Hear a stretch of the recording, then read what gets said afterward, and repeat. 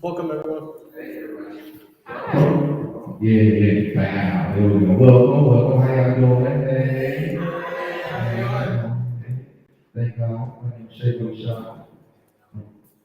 This microphone will work with me today. Okay. All right. We're going to start off. Let's see. Okay. Boom.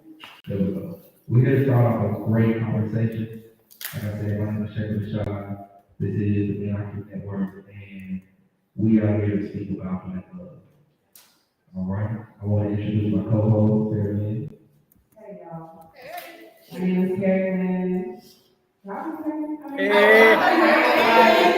I'm just checking my proof of life. Hey girl. I got through it. Y'all been blessed on today? I know it's easy. So I'm thankful to be here and be a part of this. I love working with y'all. It's awesome. I'm grateful to see y'all down today. And I want to give all credit where credit is due. This conversation was the brainchild of some good people, some strong hearts. Justin Ashton, Boaz Smith, behavioral health and wellness. You know what I'm saying? And all brothers in the Thing Like This Network, we wanted to really get to the nitty gritty gristle, and we wanted to do it in sincerity, do it the right way. And so we went to somebody who knows, somebody that can give us some understanding, some clarity. Justice Smith, thank you very much. I really appreciate you starting today. Thank you. Thank you for having me. I'm Jessica Smith. I'm the owner of Severe Health and Wellness. I'm a licensed therapist. And this conversation actually came out of the conversation that me and my business partner, Ashley Shelley, had. Ashley and I have a business together that is SMS Holistic Wellness. And this was a thing we talk a lot. We're both women. We talk a lot about our experiences. And then we would also speak with our male friends about experiences. And we would get different perspectives. And we were like, how do we bring this to the community so that we can understand perspectives, but actually understand, not talk to just get your point across, but to actually understand. So, yeah, this is what this is a product of. Thank you for having us here. Thank you. I really, for real, thank you, because listen, I have relationships, right? And in my life, I'm coming to understand my relationship with women on different levels, like my relationship with my mother, my relationship with my sister, my relationship with my daughter, my relationship with my wife, and how communication, right, is kind of like it's like the driver of the relationship. You know what I'm saying? It gives like an overtone. I speak to my daughter differently than I speak to my wife, then I speak to my mother, then I speak to my sister, then I spoke to my old girlfriend in high school, and you, and what I shared about myself, I learned that, there was a certain amount of me that I shared with myself through these communications. So,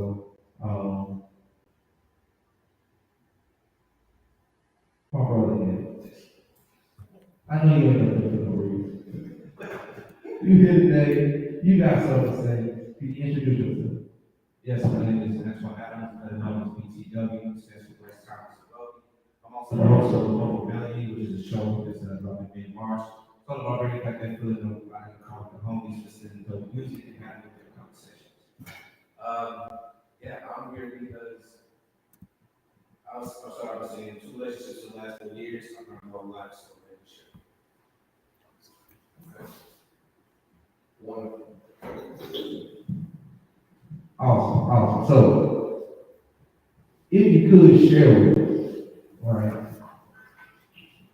how you share, you know what I'm saying, in a relationship as far as just talking to them. Like, are you an open, you know what I'm saying, individual who tell all the secrets?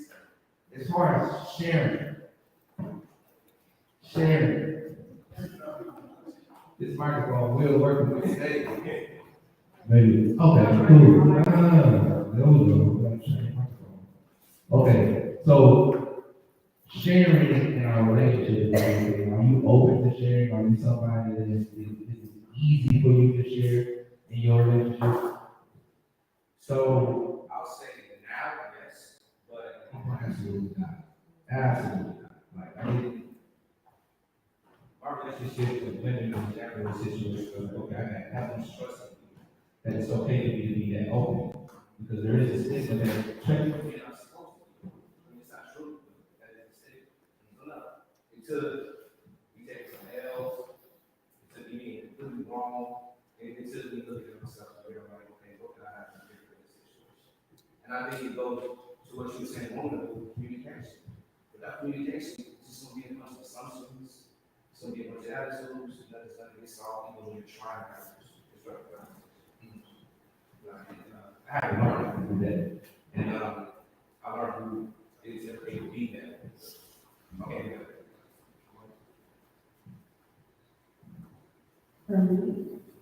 Am I open to sharing? yeah, Terry, are you open to sharing? He just looked at me like I was supposed to know what he was doing.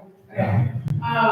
Am I open to sharing, define, let me get a little bit more, so I'm open to sharing what in or around my relationship. Okay. So, in relationships, are you open to being vulnerable? Yeah, of course, you have to be vulnerable to be in a relationship and not with a woman. So yes, I'm open to being vulnerable. Okay. Do you find it to be difficult, or do you feel like? Absolutely. Okay, 100%. And I think that's where the very lot of communication comes. Okay. You know, I think that, and I'm not an expert here, right, but vulnerability is really, you know, how people get to know us. Right, and it's also risky. And so there's that fear, oftentimes it makes it difficult for people to be vulnerable and to actually communicate.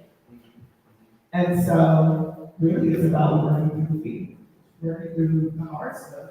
And I have a client, long time ago, one of the things that he left with me was growth and comfort can't coexist. It's very uncomfortable to be vulnerable, but the rewards of it can be a really good appreciation. Okay, growth and comfort, right? They can't coexist. All right. Growth, is uncomfortable, painful at times. My sister to the right that just came out of the beautiful sky to descend on us today with your love and perspective and take. Has there ever been a time in your relationship, your journey through black love when that growth was uncomfortable? Yes, there's definitely been many times, actually, that I think it was part of two people, my included, and also like my other significant other, where, you know, sometimes you just can't grow with a person. And so during those moments of wanting to grow and to see our relationship expand, I had to realize, well, this is really ugly thing that's going on right now, because I don't feel like I'm growing and I don't feel like I'm stagnant. So sometimes you have to make a decision. I've made multiple decisions where you just kind of end up walking away and feeling like you still didn't grow, but then knowing that that relationship with him was supposed to help you grow in new ways that you didn't unfortunately experience. So that's what I'm struggling with. My relationships, I've definitely gone many times where it just seems like I feel uncomfortable to grow to do that authentically when there's so much miscommunication. Thank you so much. I really do appreciate that. And sister, if you could tell our people in the world your name. Wisdom, and everybody. Thank you for having me. Thank you for coming and sharing your experiences with me. And I'm keep on this side. Battling that growth and uncomfortability thing. My brother on the end, you're very dapper, you're very strong. I really appreciate your style. If I can't say, you know what I'm saying? If I can't say, I appreciate your style. Has there ever been a time in your uncomfortability in communication in which you felt unheard? You know, in your love journey, have you ever felt unheard? Yeah. There's been many times that I felt unheard in our relationship, especially when I didn't have the answers. And I had to go seek those answers, but there wasn't patience behind the person I was with. It's sometimes, a lot of times in relationships, we expect instant gratification out of our partner, and it takes time on both sides, and I have to understand it for myself and the other person. I guess introduce myself. My name is Michael Taylor, but I'm better known as Group Mike. I'm a poet here in Nashville. So we'll leave it at that.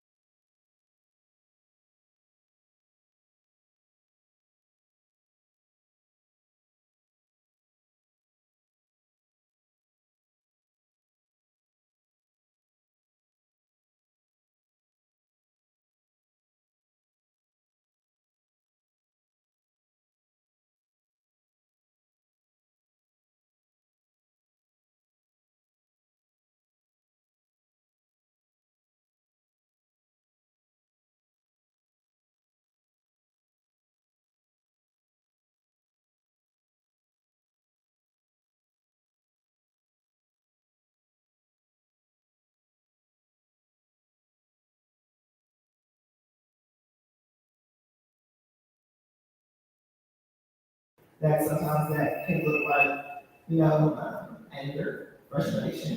But it also may look like depression and sadness. I even think about it from the standpoint of like, think about a child, a child who is completely reliant, and as adults, we're not reliant on anybody to do anything for us essentially, but like as a child, the child's not seeing her. How does that manifest? What does that look like at home? What does that look like at school, right? And so it's very impactful.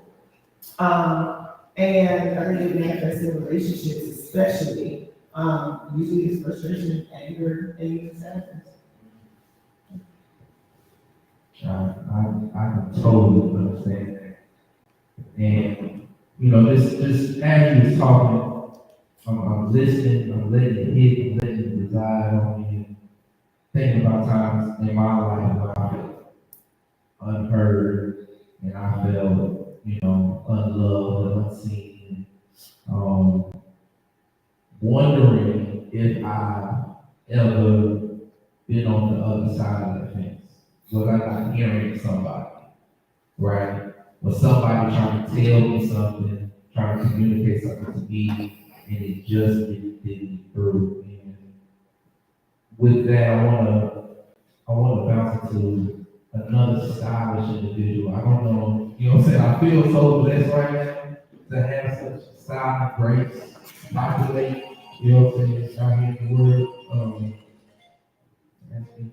Please stop you. Thank you, appreciate it. So, have you ever felt or ever come to the realization that you was not hearing someone, or someone was trying to communicate to you, and, you know, you realize, oh, I haven't been listening, I haven't been hearing you, I haven't been seeing you.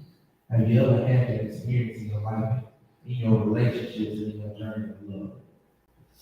So, we just gonna attack me right off. This is something that, I definitely have learned to just try to incorporate a little bit more into my practice. And when I say practice, I mean relationships, friendships, things of that nature. When we talk about what it means to be heard, I can often mimic just the times where I learned to hear the voice of God.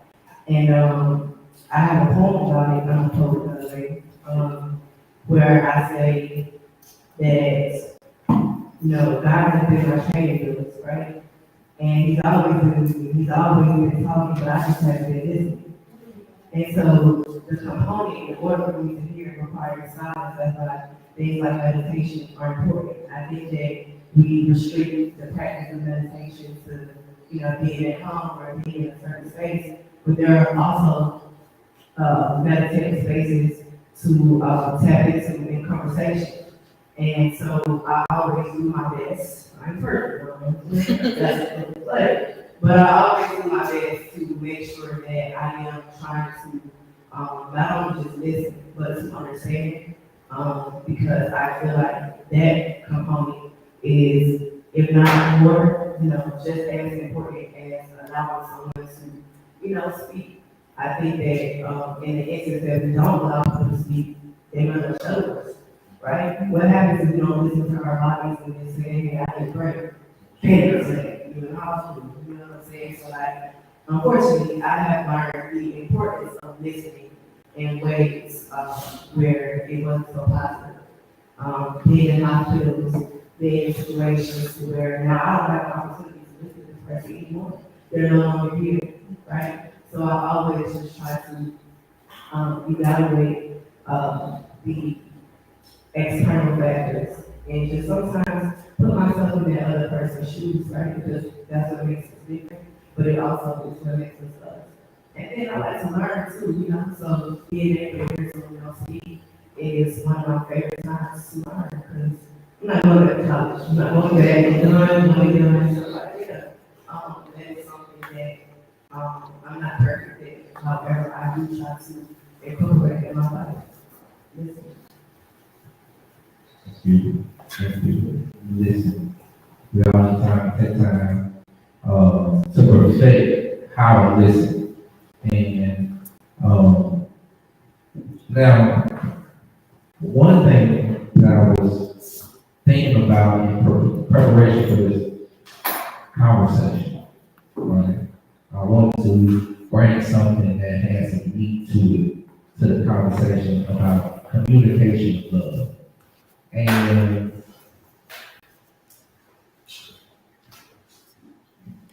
when it comes to communicating, everybody don't speak the same language, right? Certain things don't mean the same thing to everybody. How we speak, how we communicate, how we show, it's different for each person. And in many circles, they call these things love languages, right? How I show this feeling of love, right? I have this feeling about you. I see you. It makes this in here do a jump, right? And I want to communicate what's going on to you. I have a certain way of doing it, right? That's my love language. And I'll start with Terry. How do you say I love you? What's your favorite go-to to this man? Like, take time, think back on that man, think back on you saying I love you, and how do you say love? it's not different per person or relationship. For me to service, I'm going to try and make life easier for people in some way, shape or fashion. Started around sorority, I was trying to keep dinner the freezer. Okay. So, I remember one time my mother wanted to go back home to her friend originally, and she just didn't have time to make the trip. I had to do that. Maybe 11 or 12, planned a whole trip, the ticket, or call my aunt, or I'm gonna stay with you for a few days and we'll hotel for a few days.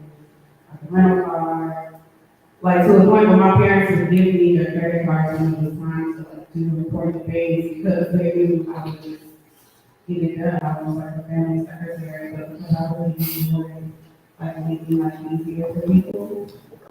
And so, I said, for me, that doesn't vary, per relationship or per person. That's just who I am and how I love people. Thank you for sharing. You're gonna make my life easier. Oh my God, that's love. That is love. What do we do? How do you say I love you? Like, what's your way of expressing that? Well, first of all, I'm direct. I'm going to tell you. It's just, I don't like any assumption about anything.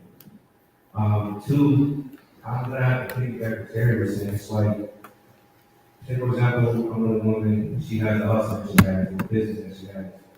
I'm in love with this woman, so how can I use my resources to help you grow? You know what I'm saying? What can I do to help you in this situation? Because that's like the ultimate value, you know. This is my baby, and she ball. Like, it's like we doing this together, like we're coming up together. You know what I'm saying? So I'm gonna say actually toughness would be because of that.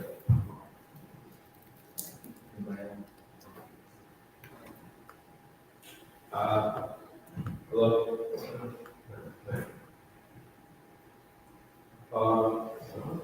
What's up? Gonna work with this guy. I think for me, it's a combination of all five. Because I've learned from my uncle, my aunt, and my grandparents that you just can't do one act, or you can't just do one love language, all the time. Sometimes you're gonna need those words of affirmation, from your partner. Sometimes a random gift helps. Sometimes it's, hey, I was thinking about you, I got some food, that's a service, or, you know, sometimes you just need a hug. And I had to watch and learn from that, like, I don't want to say one thing, but love itself is multiple things of that. So I do all five. Hold up, wait a minute, so now I gotta take that back. All right, so let me tack this on to those of us who haven't answered yet. Of course, we can do one. One question I do want to ask is, which one do you find yourself doing naturally more often than the others? And for all of us, those of us who have answered it, how often do we ask our partners how they want to be? Okay. One I gravitate to the most, it's gonna be acts of service. Yeah, you trying to cheat, you trying to do that. It's just, that's ignorant. But, the acts of service be cooking for you, or taking out the trash, or, running your shower. And making sure I get back to the second question you asked, what do they ask? How often do you ask your partners, whether it's friendships or romantic, how they would like to love? What is the love language that you prefer to receive? For me personally, I observe my partner. I observe the things that they go through, right? Like, I think that's just like, sorry. Just hold on.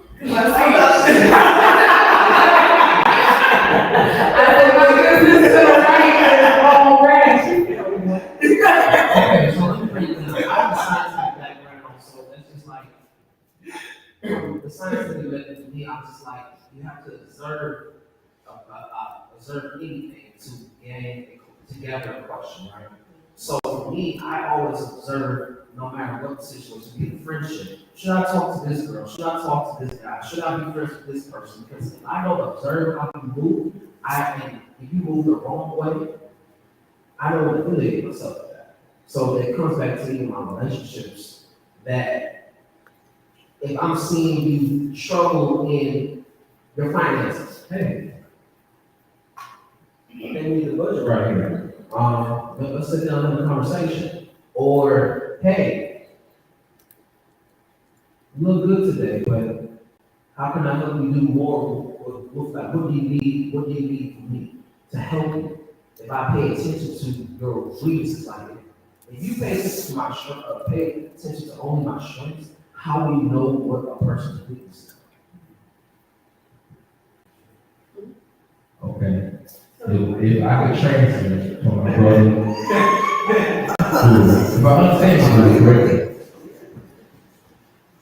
the way the question was, how often do you ask your significant other person on the other side of the fence, or how do you ask them how they want to be loved? Like, what is the love language that they are accustomed to hearing?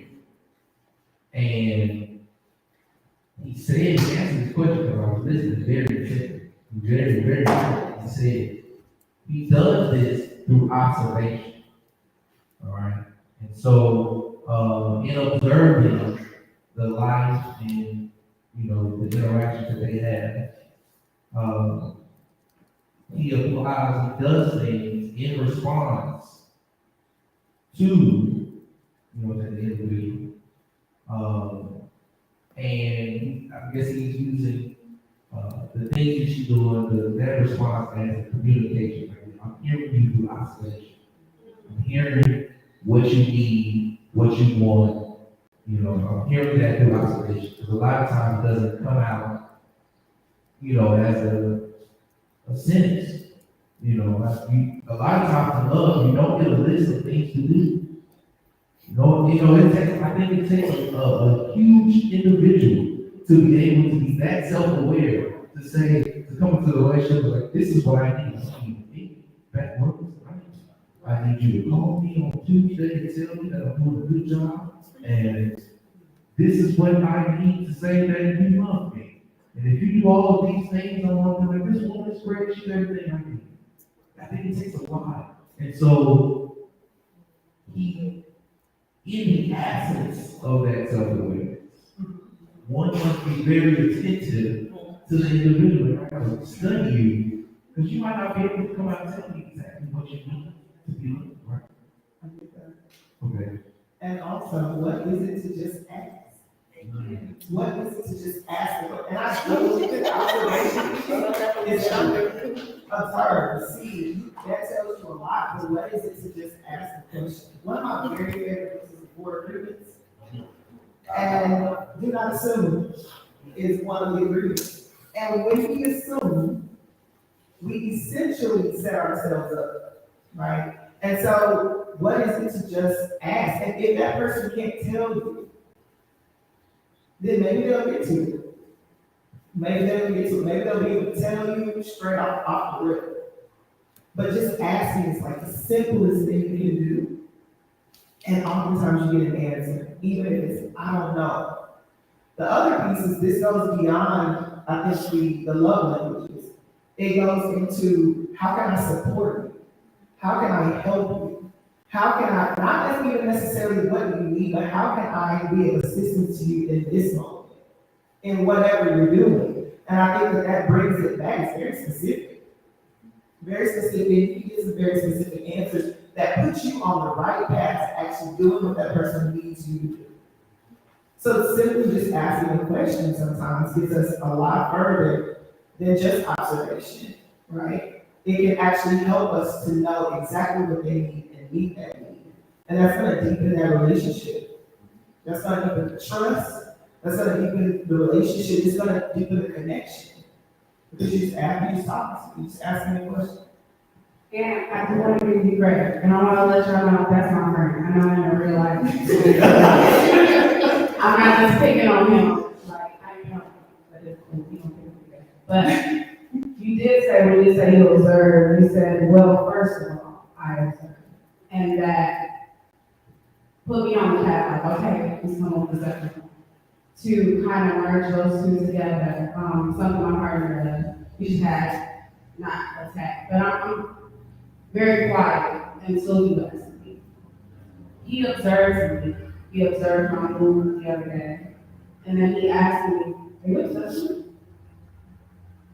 So the observation is beautiful because and I will not speak for all women, but I will say that most of the women that I associate with really enjoy when you can observe their new changes and their switches and, the things that set them off. Because a lot of times, you maybe don't feel like having that conversation. I'm a person, if I don't want to talk, I'll tell you I don't feel like talking. But I also But we appreciate you being able to apply that and then ask and confirm it.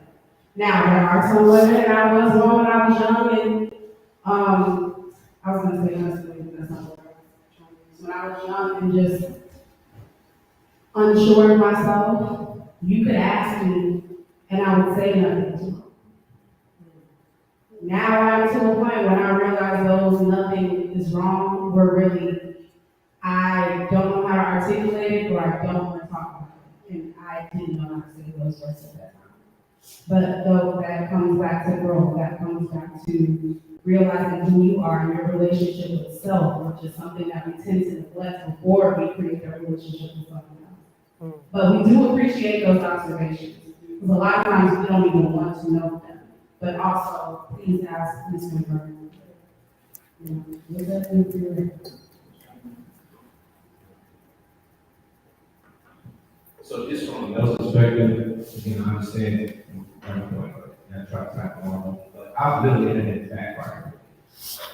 And it can be something as simple as, we went to this restaurant before, you ordered the food a certain way, I decided to pick up some food for us, ordered the same thing, but that's not how you want it. He's like, I thought you had cheese on this last time.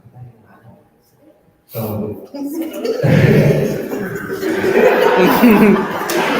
I love it. You see that like, I would just find it works better for me if I ask exactly which one. And just trying to like, how can I help out with that?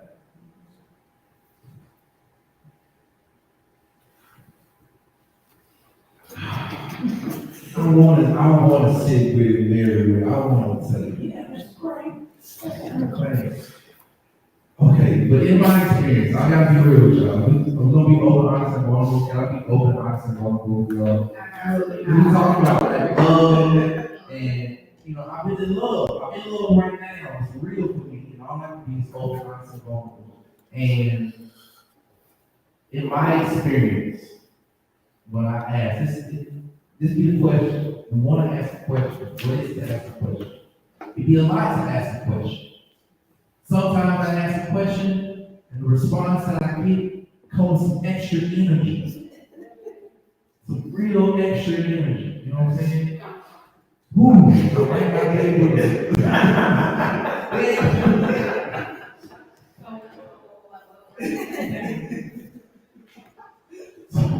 Okay, this is.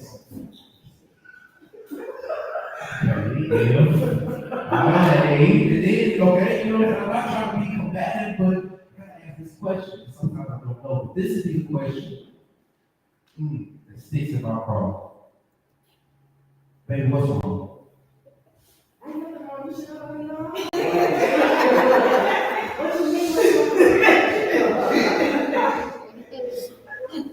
So, Sarah, you touched on a very interesting point that there was a time where you didn't have the ability to articulate, or you wasn't ready at the time. Being on the other side of the fence, let's say I'm answering the question, you're not ready to articulate, you don't know how to say it, or you don't have the time. How can I, as the listener, better help you communicate? what type of environment do you need? What things can I say in that moment? Because I want to hear what you got to say. If there's something wrong, there's a problem, there's an issue, I want to solve it. I'm a problem solver, I'm a man, that's what I do. Okay? Solve problems. But if there's, so if I feel there's a problem, if I feel there's an issue, and I investigate the issue, if it was wrong, I investigate the issue. What, as a listener,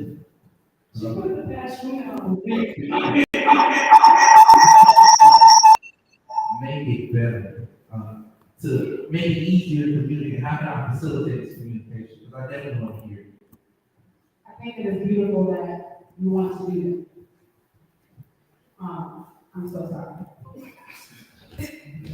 The first step is realizing that you can't go into my refuge.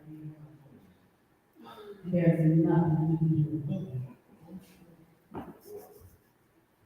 I don't even want to know until I'm ready to know. So there is nothing you can do.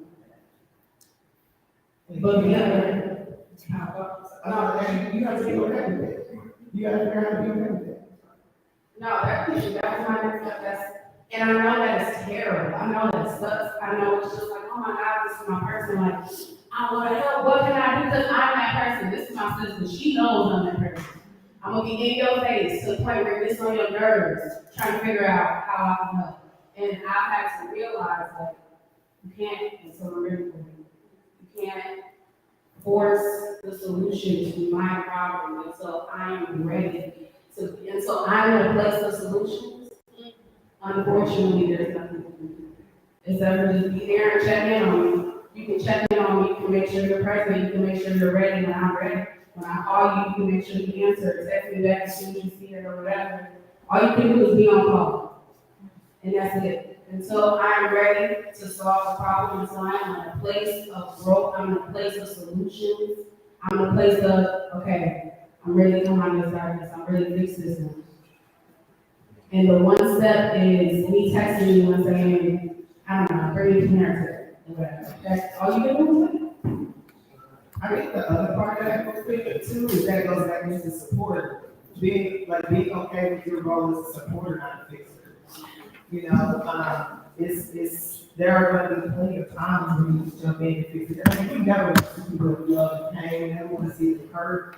And also, sometimes there's just not a quick fix.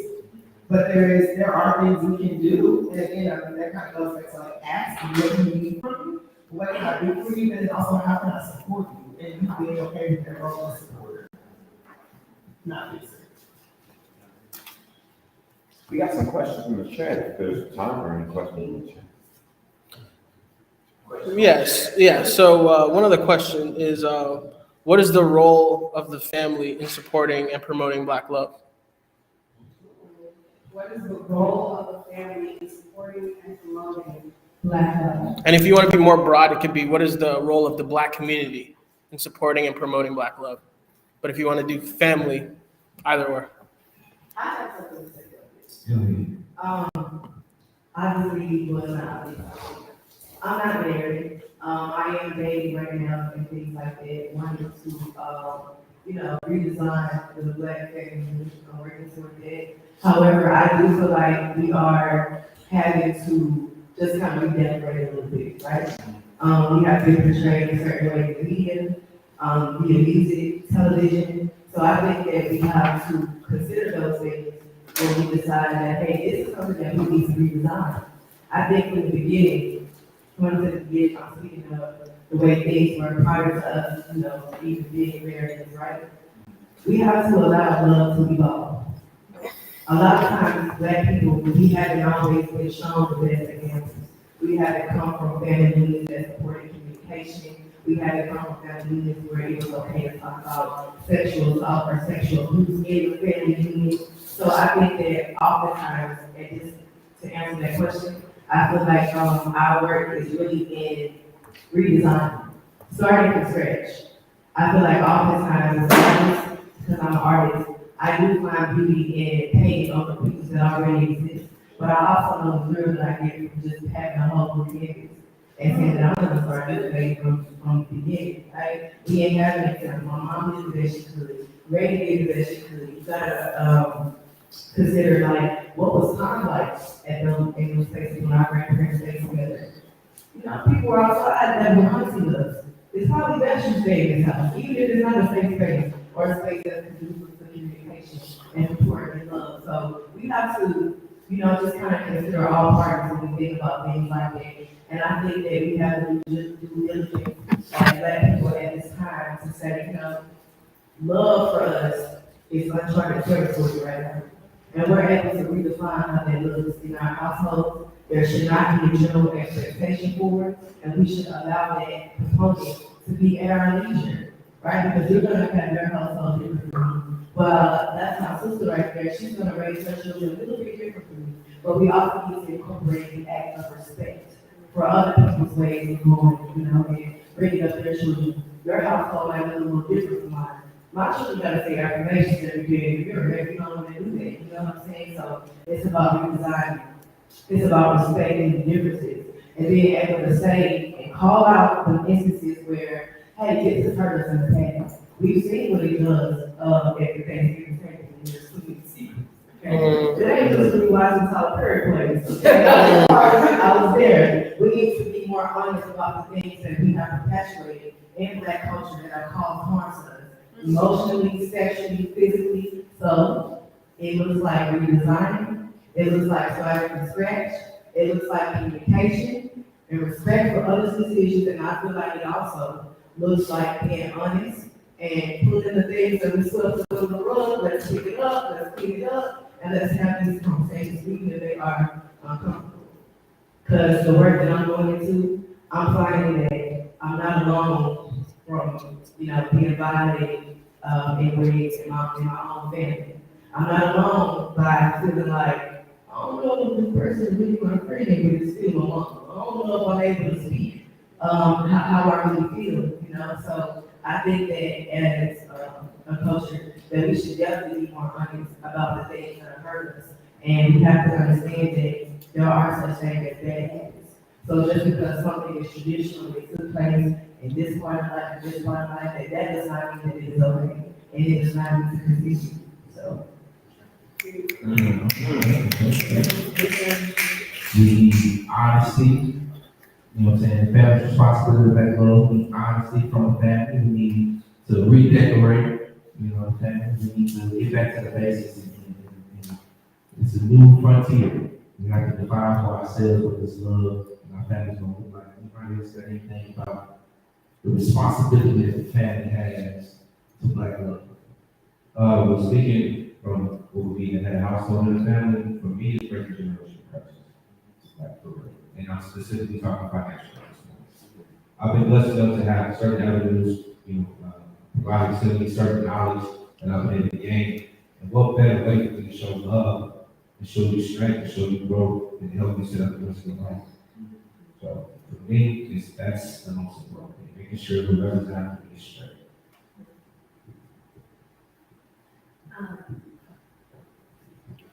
I think for me, a lot of what Wolf said really resonated, but, you know, even in my own family, we've changed so much.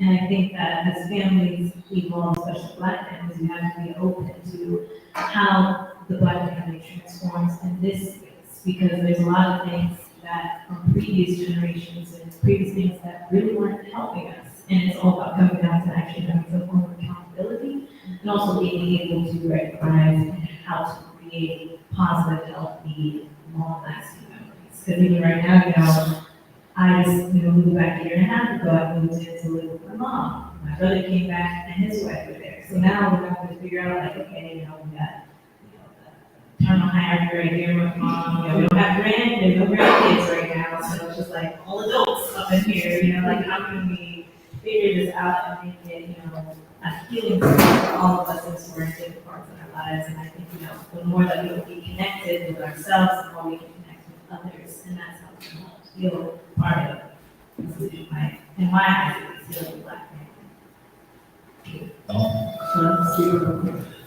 I think that a big part of it is our own self-worth. as individuals. Every individual in the family makes up part of the family. Yeah. Right? And so our own self-awareness, our own understanding of what triggers us, our own understanding of what puts us in a place to be so angry with our kids and we curse them out, or we, come out in a certain way. Our own understanding of, how maybe someone hurt me and how I bring them to them. Is it safe? Is it safe in my family to talk about these things? And a lot of the reason I believe that there has been so much trauma and hurt is because it hasn't been safe. It hasn't been safe. Family secrets, it hasn't been safe. We haven't created a safe environment to stop those things. And so I think it starts with our own, as an individual, self-worth, right? And knowing who we are and raising our kids to know who they are and to come together to be who we are, right? And so I think it all comes back on us as individuals to take responsibility of that work and how it contributes to the family and the greater community. So yeah. One, Because Michael right now. He put he's such a man.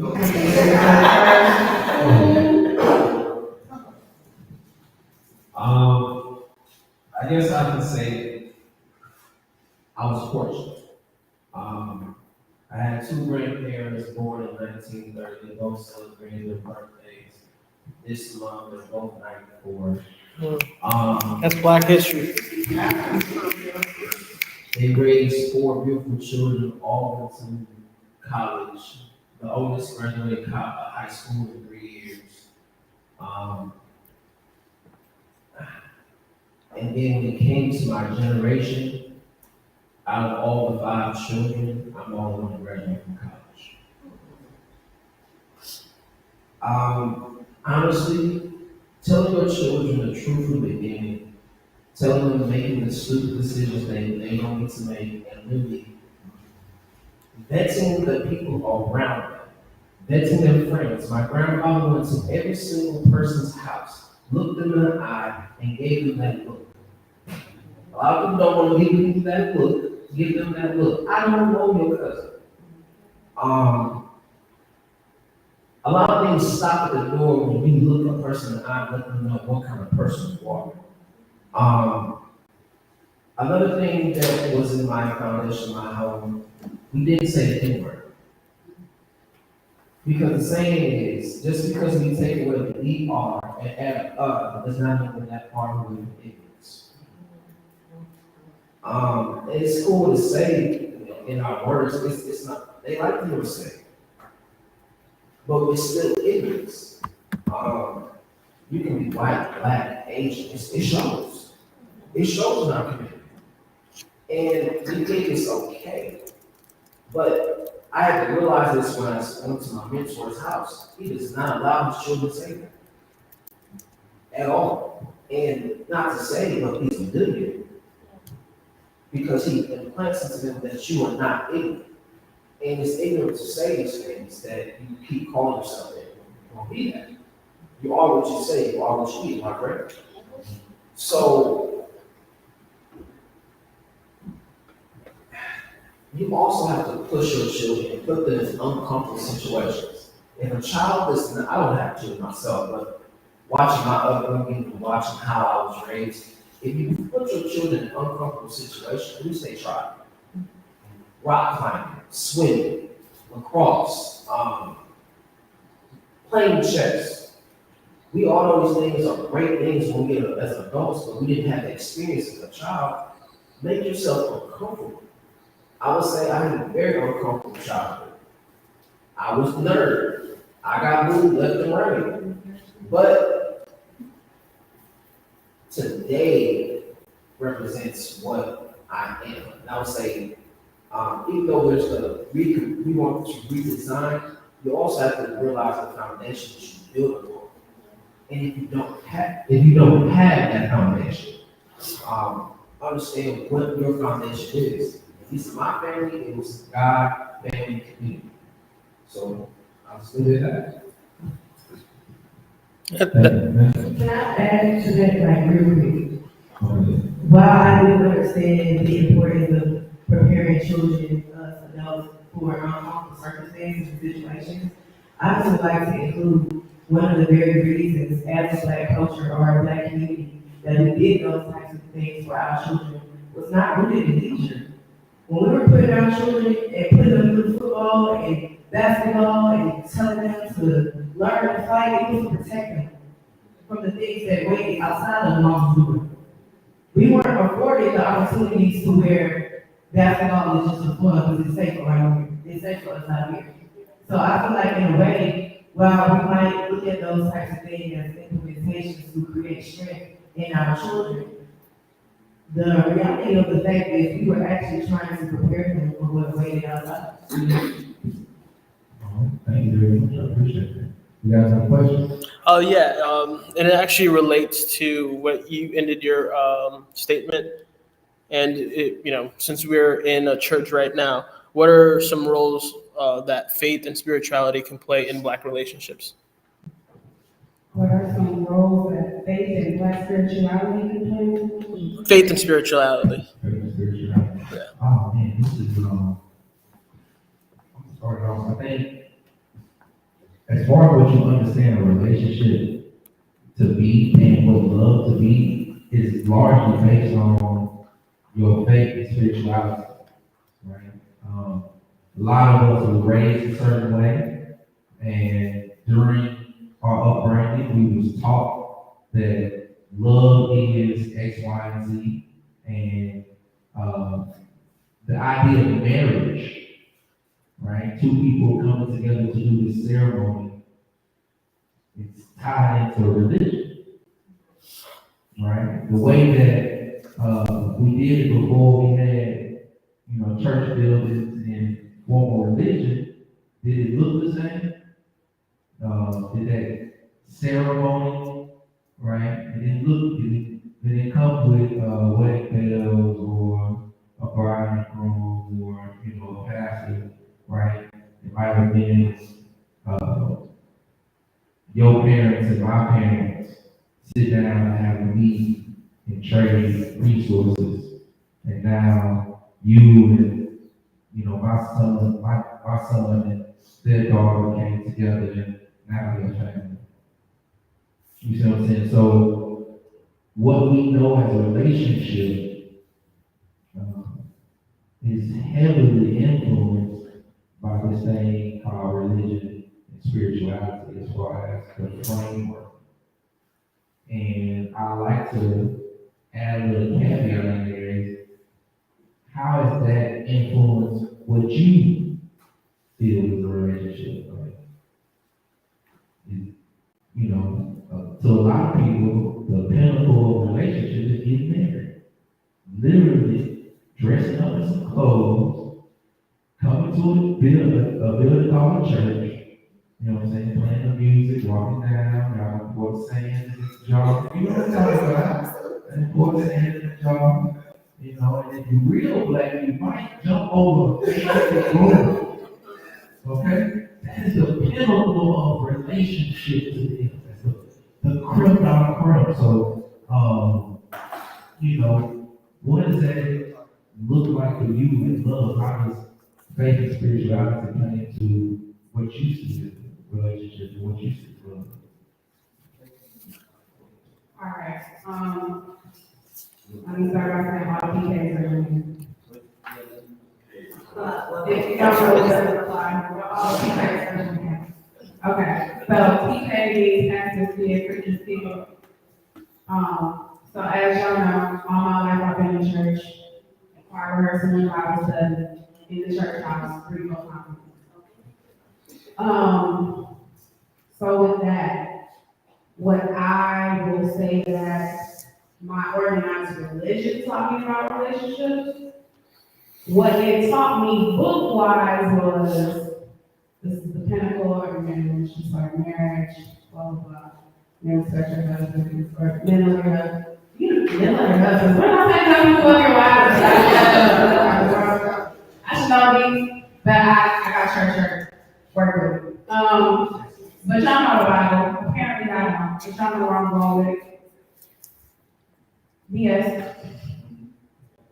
Because I saw Deacon sleeping with me in the soprano section. I saw Deacon sleeping with the choir director. I saw a pastor sleeping with my first lady. I saw everybody in a position doing something they have no business doing as an elder, a deacon, a bishop, an evangelist.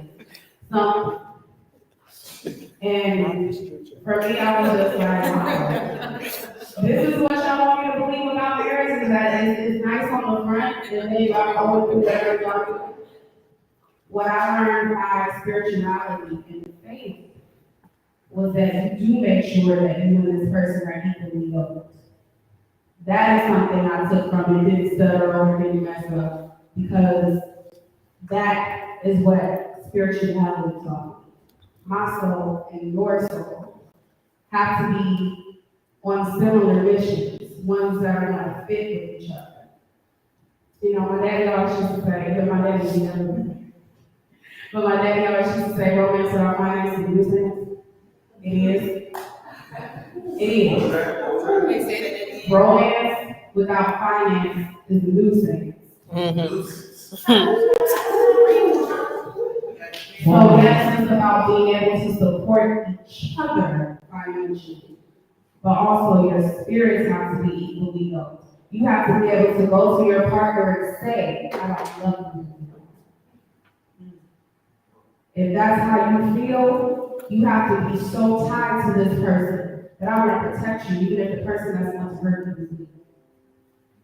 You have to be able to say, I don't feel the same. I'm not happy anymore.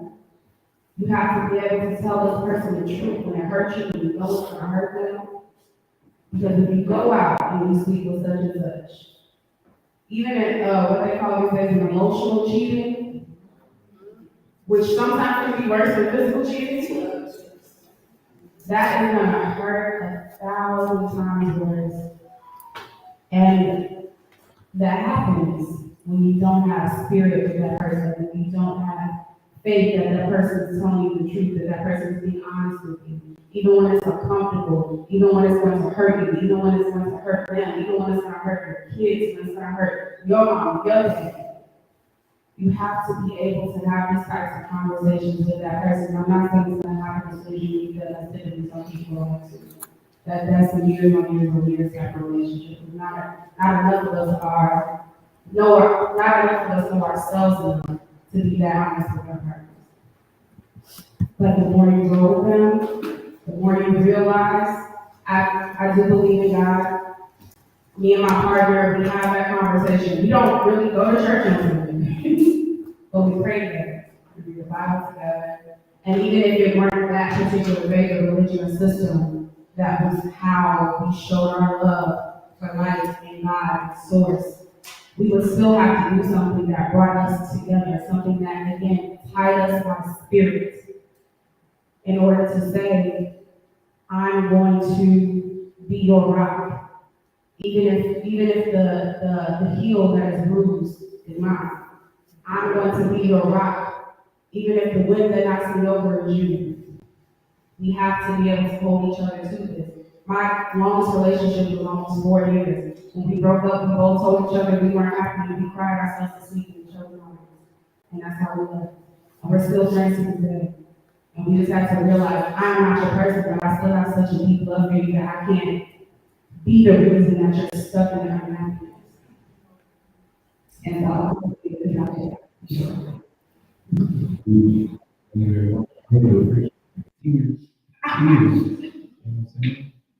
about the reason we live in respect.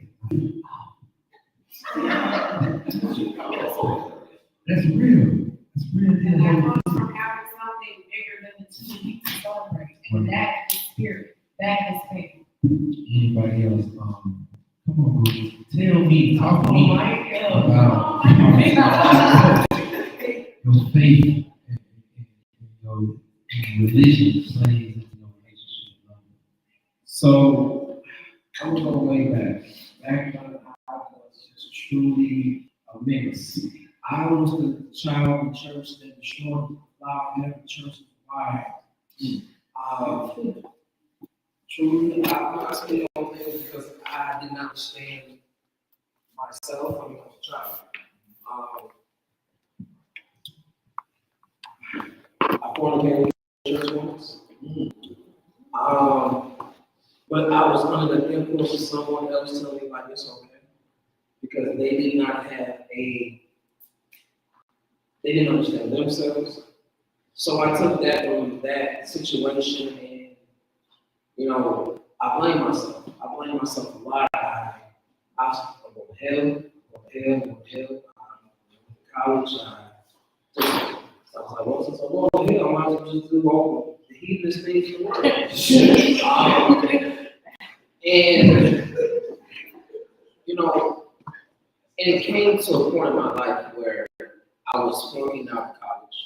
I dropped out, truthfully. And I was sitting there flipping pancakes at a Waffle House. And I'm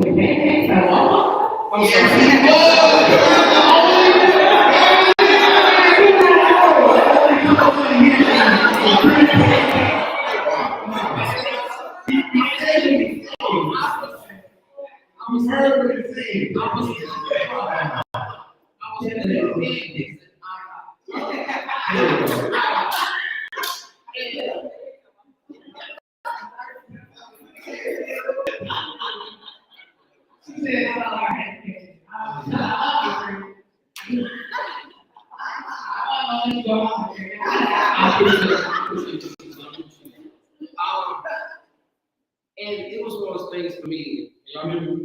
Okay. So it was one of those things for me that I sat there, I was like, do I want to keep doing this for myself? So I had to pour into myself. I started listening to motivational speeches to uplift my spirit. Got back in school. I realized that, and I had to realize this, religion is the practice of something continuously. And faith is what you believe in. I have to start believing in myself. I have to believe that I don't need to make these choices. I have to believe that I can do this, I can do that, I can do this. And it's every day that it's poured. I have to pour into myself. It sucked. It sucked. I failed tests left and right. But I did those things to keep the faith, one, in myself, and two, in my family, to show them that, hey, I can do this. There is still faith in this family. There is still that this one seed, no matter what the situation, this one seed got out there and grew and became a sunflower. And, you know, it goes back to, like I said, my faith. Like, I see myself as a Christian. But I know things now I would not do, and I would not condone anyone else to do, because, you know, like how you're saying how ministers were doing things in church. I'm like, well, if I did it, they did it, but that makes them human. And humans all make mistakes. Now, we're supposed to look at them and like have them in high esteem regard, but we're not God. We gave the ability to make another human, but we are not God. I understand, like, I make my own destiny. And also, I have to, and I'll just leave it. I like it. Listen, I've heard some things, everybody was talking, and I've been putting it all together about this religion, spirituality, and love, and what role it's playing. And what I've heard is that spirituality and religion will give you a certain set of rules on how to do it. Okay? Because human beings, we don't do it. All right? We didn't even have rules. And nobody ever, you know what I'm saying, went and said, this is how you make love. I'm pretty sure as humans go, they don't figure out how to do it. Okay? A lot of us figure out how to do it on our own. Okay? We desired it, so we wanted that boyfriend, that girlfriend, that somebody that was ours. We wanted to hold them close. We wanted that love, that connection. And so our question is, when it comes to these rules, acting outside of the rules, like you said, bro, the rules we keep, alright? Are they necessary? When it comes to love, when it comes to relationship, right? And redefining what love looks like. For a long time, we went by this set of rules. It should look like this. All right? Do it like this. In our experience, is this still serving us? Is it still serving you? For your love, for your relationship, your ability, you know what I'm saying, to connect with another human being, are you still playing by the rules of religion, spirituality? Or are you out creating your own? And what does that look like for you? I have something for that, right? So I feel like oftentimes any set of rules are what done to keep people in line. If we want to go a little bit further, it's really to keep people under control, right? So when we are defining these rules in our relationships and our friendships, I think that we're coming with the intention to not control, but to hold someone accountable to the promise that we make. If we marry, the promise that we made for God and our family, that we have a cross that threshold of the promise that you and I made to each other. So what are the intentions of the rules? So now we got these rules that in place, so we don't come with rules and we don't cheat on each other, right? Now you step outside of that rule if you want to, right? And what service would I be doing to you if I didn't hold you accountable? So it's not about to control anybody. It's not about to disrespect or to give anyone off command, but all commands are rooted in someone else's experience in his life. But if you step outside of what we agreed on, what I told you, we talked earlier and said everybody has their definition of love, right? Loyalty is a little bit different. You know, I go through a little bit. You all have to believe in it. We don't do everything, right? Sometimes rules apply differently. We have rules in our friendship. Me and others have rules in ours, right? So once we have come forth and we say, hey, these are the rules, we're not going to cheat on one another, we're not going to play games with one another, whatever those rules look like for you. If you step outside of that, it is my job as your partner, as somebody who loves you, as your friend, or whatever, to hold you accountable. Because when I see people that I love, people that I pray, I have a level of height that I hold them to in my mind, right? So for me, it's for me to say, no way, you're better than me. You're behaving in a way that's not conducive to the life that I know you to be, the wisdom that I know you to be. We just carry on being the same thing, right? So when we talk about relationships and rules, we need to be able to say, these are the rules that we say, you violate them, and therefore there are repercussions that need to end. And those repercussions are not just to hold you accountable, but to show that I respect myself. And I'm not going to be in any situation, friendship, relationship, job, trust, I don't think, where the rules are not conducive, or they're constantly being broken, because at that point it's disrespect. So yes, we are human beings. Yes, we are people who are allowed to be free in relationships and things like that. But that freedom should not be causing harm to your partner. That freedom should not be causing your partner to find themselves sleeping like wondering why they're not doing it. That freedom should not come at the cost of hurting and violating emotionally, physically, somebody that you made about it. So I'm leaving. You know what I'm saying? Or if you're not going to behave in a way where, hey, I respect you, we got that cool, we friends again, we back together, understand that now my friends things a little bit different. Because at that point, it's not just about me giving you the past that you knew me. We all knew this, but where is your discipline? Where is your accountability and your respect for me as your friend, as your partner, to not be continuously doing things that I have told you for cause harm to me, that makes me feel inadequate. So no, it's not about the fact that all we do is go with some people. Yeah, we want to be disciplined around these parts. And that's just weird. So but for me, I don't like the term rules. Rules sound like it's like this one. I prefer like boundaries. Like this is how far I'm in this stretch in this area, outside this area. But I think being able to have those boundaries comes back to activating the part that if one listen to what you're saying too, or acknowledge what you're saying. And if we try to fake that, like, I was independent for 10 years. I mean, things happen in the faith once you see. You You know what I'm saying? So I know strength having God in my life and having a relationship with him can strengthen. So I want to bring it into this relationship. You know what I'm saying? So if it's not a situation where, long story short, I think it's one, you have to have faith in yourself, you have to have faith in your partner. Because there's after y'all get together, the first 2 months of school, 3, 4 months down the road, that honeymoon stage. And that's when doing the work starts. You know what I'm saying? And the hard conversations, the hard situations. You know what I'm saying? So you have to be spiritually strong, you have to have faith in yourself and your partners. I'll take that word, but I'm going to use it a step further and use the word that we were talking about earlier. I read this book and I read it again. And I use the word agreement.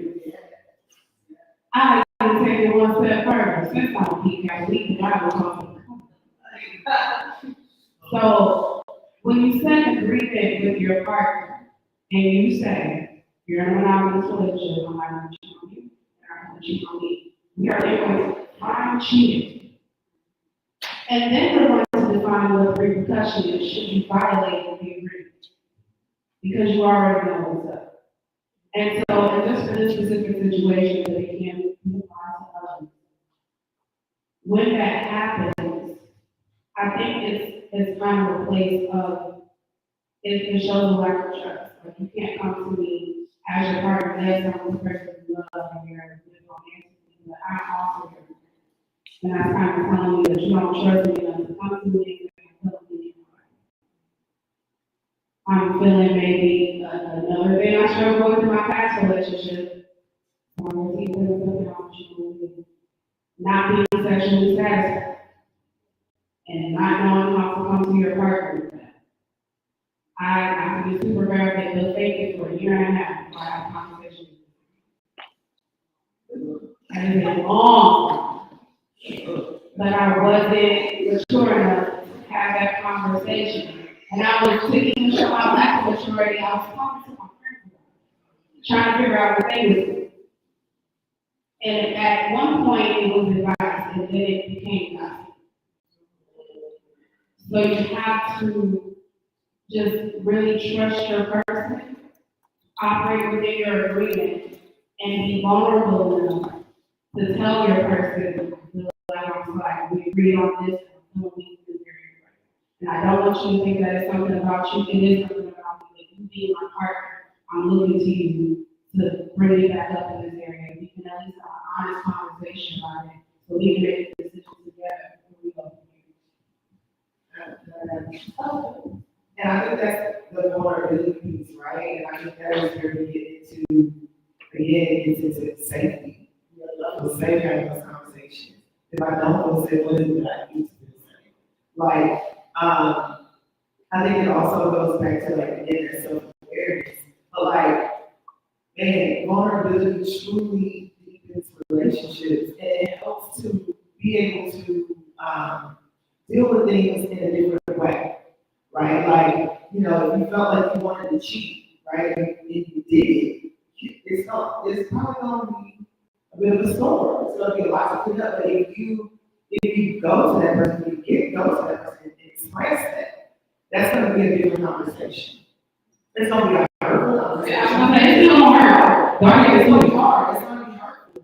But like that can be worked through if you're willing to work through it. It's going to be hard to work through the transgression, if you will.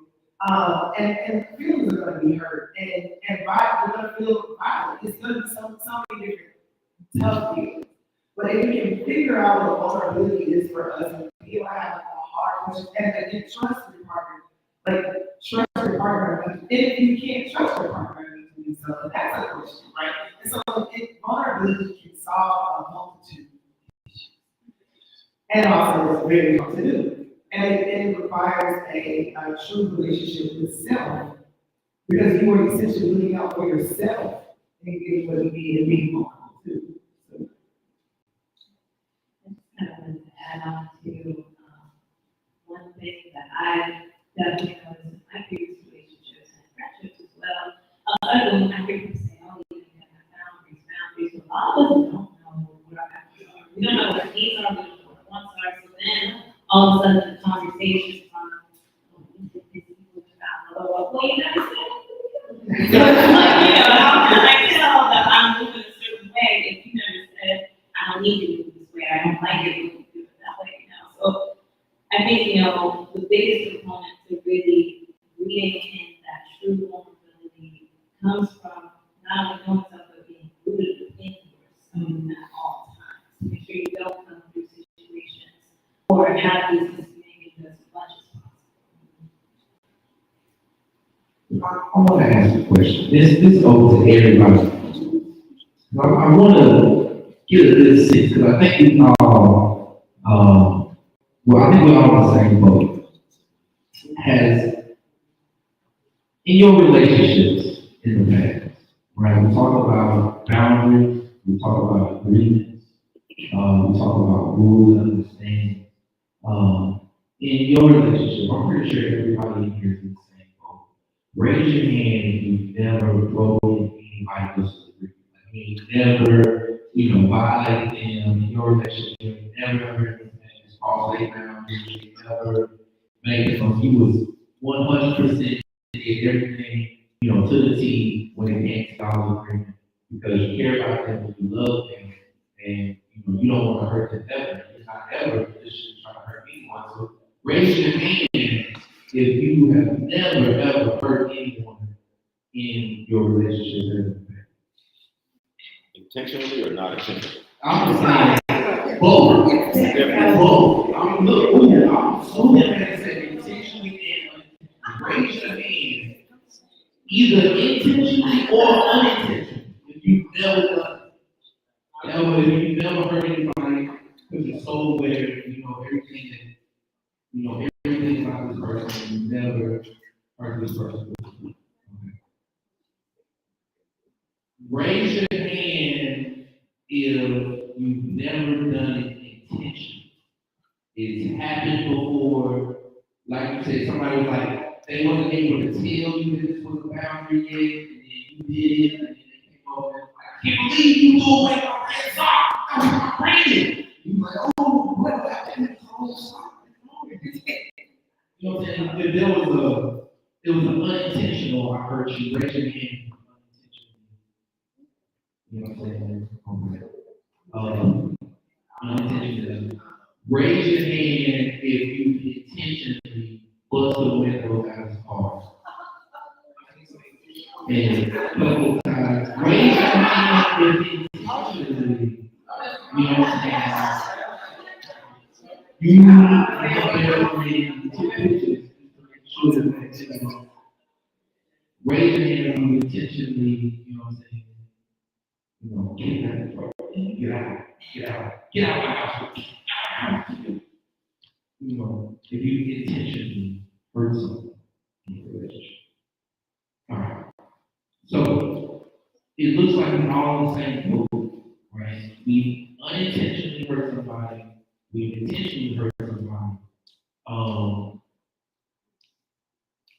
If you've been the person that hurt another person, and it was unintentional, as a person on the other side,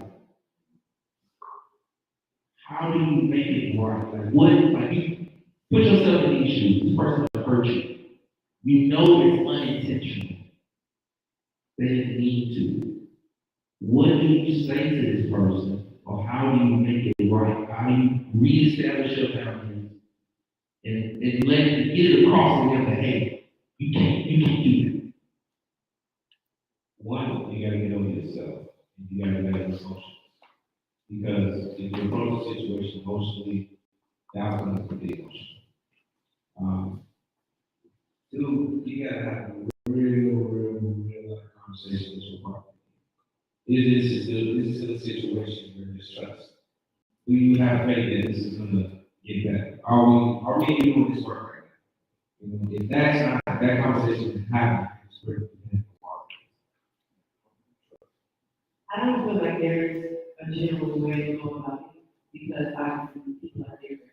What I want you to make up for might look different for how he accepts apologies, right? So I feel like while we're able to have this conversation, I don't think that about elbow in the eye on purpose, elbow in the eye on accident, the eyes will hurt. So we need to address the fact that while that might not be your intention, I am still hurting. And I feel like we often try to use, well, it wasn't my intention, or I didn't need to, as a means to lessen the flow, and that's not how you do it, okay? So, one thing that always helps me in my situation is understanding what the intention was. Because if you're moving in a way to maliciously or intentionally cause harm to me, then it might be a little bit more difficult to repair.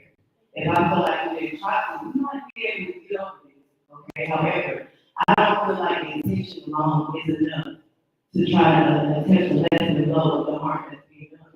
So we need to address the fact that, hey, I'm hurting.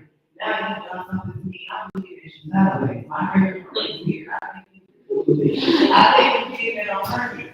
I feel like you moved in a way to purpose to make me uncomfortable and right? So I think that it requires us to be able to have those conversations, right? And really to address the hurt. And I feel like oftentimes, and I'm guilty of this in the past, not always being able to articulate myself, coming from a place of hurt that was not too bad. So when we just had a conversation earlier, right? And when Shai said, well, I tried to ask and she went off. Yeah, let's give that person grace today, right? And then we also need to understand that I see where you're coming from. We oftentimes want to catastrophize the fact that someone is going up after you hurt me and you mad at how I responded, you know what I'm saying? So like, I think that we should be able to address the fact of the hurt, because if we don't want to have that conversation, I often feel like we probably don't go through it again if we're not able to talk about these things. And that's where rules that boundaries come in, because like, okay, cool. We're gonna get that cool. I'm gonna mess with you again. But if you do that again, I don't feel like you're going to I just told you that they made that hurt you. I told you I thought she was weird. So I need to have a conversation on how we can consider things. You know what I'm saying? If I'm hearing you correctly, we need to acknowledge there is hurt there, right? Whether it's intentional or unintentional, it needs to be acknowledged, right? And then I guess It's like kind of the difference between, saying I'm sorry you feel that way, and I'm sorry I made you feel that way. Even if you don't understand how you hurt that person, you can see you hurt that person. When you just say, I understand how I played a part in your hurt. And even though I don't fully understand it yet, I acknowledge that I have to do this. and when you say I'm hearing you say take responsibility. That's accountability. For that, even if it was intentional or unintentional. But take accountability for it, because that's being seen, that's being heard, that's being seen, I'm hurt. And that is the thing that you kind of off. So I have one question that relates to this, which I think is relevant considering the area that we're in, South Nashville. This area has actually had, during the pandemic, an increase in domestic violence or intimate partner violence. And so, that's harm, right? That's harm. And how do we address this harm? How do we make sure that the love that we're cultivating is free from, abuse and these kinds of harm? That's what we were talking about earlier, about community and I come from a generation where if there was no food in my house, I was going to my neighbor's house, and okay, I need to go home, and I can make sure your homework is done. That's how she did it. That is what we have. I work with the church that has a battery intervention program. And just anybody who has had that issue, anyone who is, been locked up for domestic violence, anything like that, can come and get help in the community. And being able to talk about it, being able to admit that I did it. I'm gonna be open on this one. Raise your hand if you never put your hands on your heart. Right, so in our community, right? What we talk about is how do we help the people who say it's okay to put my hands on my partner. I've taken a guidance education class. I went through my family history. I'm not the only person. This is not a brand new idea in how humans come together in our family. That it's okay to put your hands on your partner, not just from men putting their hands on women, women putting their hands on me, being violent towards each other. At some point in time, we understood in our relationship that it could go to a place. You know what I'm saying? That's normal to us. That's what you said the wrong thing out. Okay? At some point in time, I understand you said this is okay. So, in me hearing Sister Terry Lincoln, our community can act as a buffer, right? I mean, you are close enough, your parents, your neighbors, and the people around you are close enough to go in and feed your children for you, right? Then they might be close enough to step in when y'all are. Hey, don't put your hands on this other person. We can talk about it. We together. Remember, I feed your children. You see what I'm saying? Remember, I feed your children. We can talk about whatever it is you and, you know what I'm saying, Terry Lee got going on. Before she was like, bro, I saw she was on that business. You didn't see her. She was on the left counter. You was about to get dropped, bro. Okay? You about to get dropped.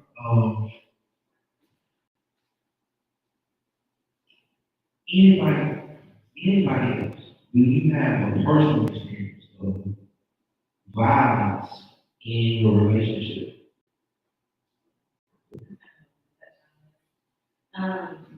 It's not funny because I was in a relationship for 3.5 years. It wasn't a relationship, it was actually a marriage. But I like to say it was a relationship because I didn't know what marriage really was, even though we were legally married, it was still someone that I cared about. But we didn't have marriage. It happened a couple times, he was the first one to do it. And in response to my anger, it was something that I felt, okay, so I'm going to show up and protect myself. I put my hands on him too. Now, of course, when I went through therapy and different things, the therapist said, that it's reactive abuse, but whether it's reactive abuse, non-reactive abuse, it's still violence. And I think for me, it took a very long time for me to understand what a relationship dynamic was supposed to look like, because I was going off with someone who had seen that in their family, therefore they thought it was okay to do it to me. So I was going off of, well, this must be normal. I haven't seen my parents do that. But I was like, okay, well, this is my normal. That was my normal for a couple of years.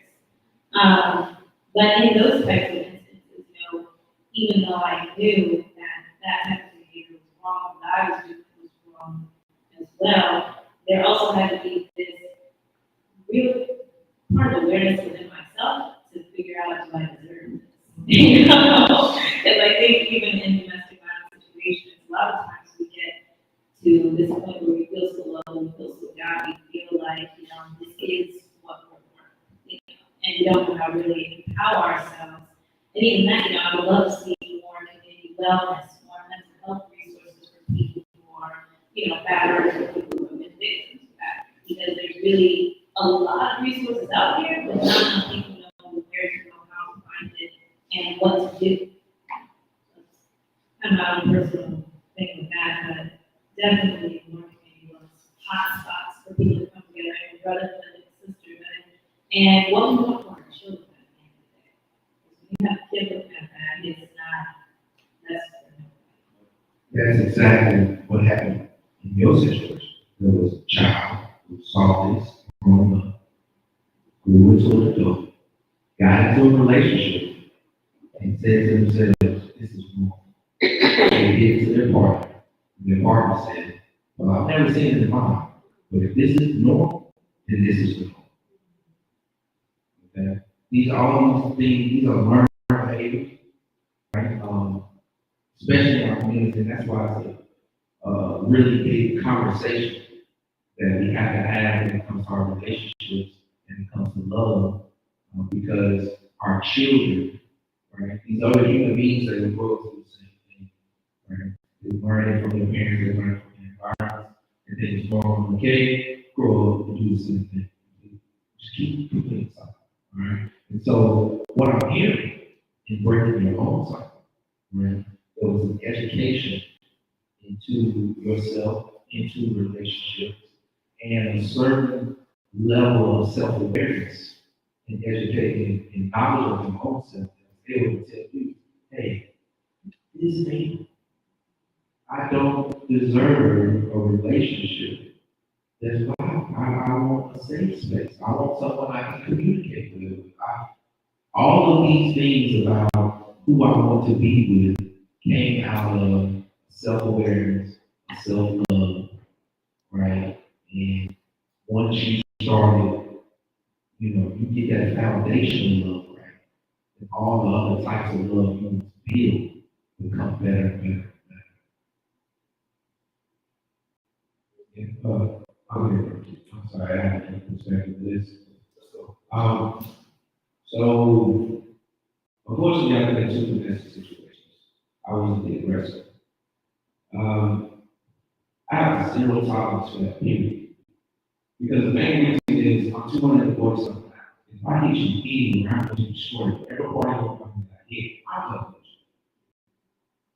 I've been in a situation where she was going off with so much I had to go over the mattress until she comes back. I've been in a situation where we used to have a residence and trying to build something, there's kids involved. And her, like you said, this, she taught us a certain way, this is the way she had to live in her life.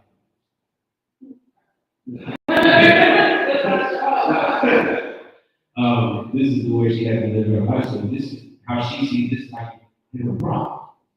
We got into a dispute, we face to face, we sure can't. So, of course, my first reaction is to, what I'm saying, like, let me go ahead and show you what it really is, but I stop myself, it's like, I put my hands on you, I'll leave. I move out of that back.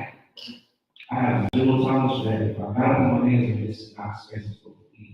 So I said, you gotta have respect for yourself in that situation, like, I'm your better.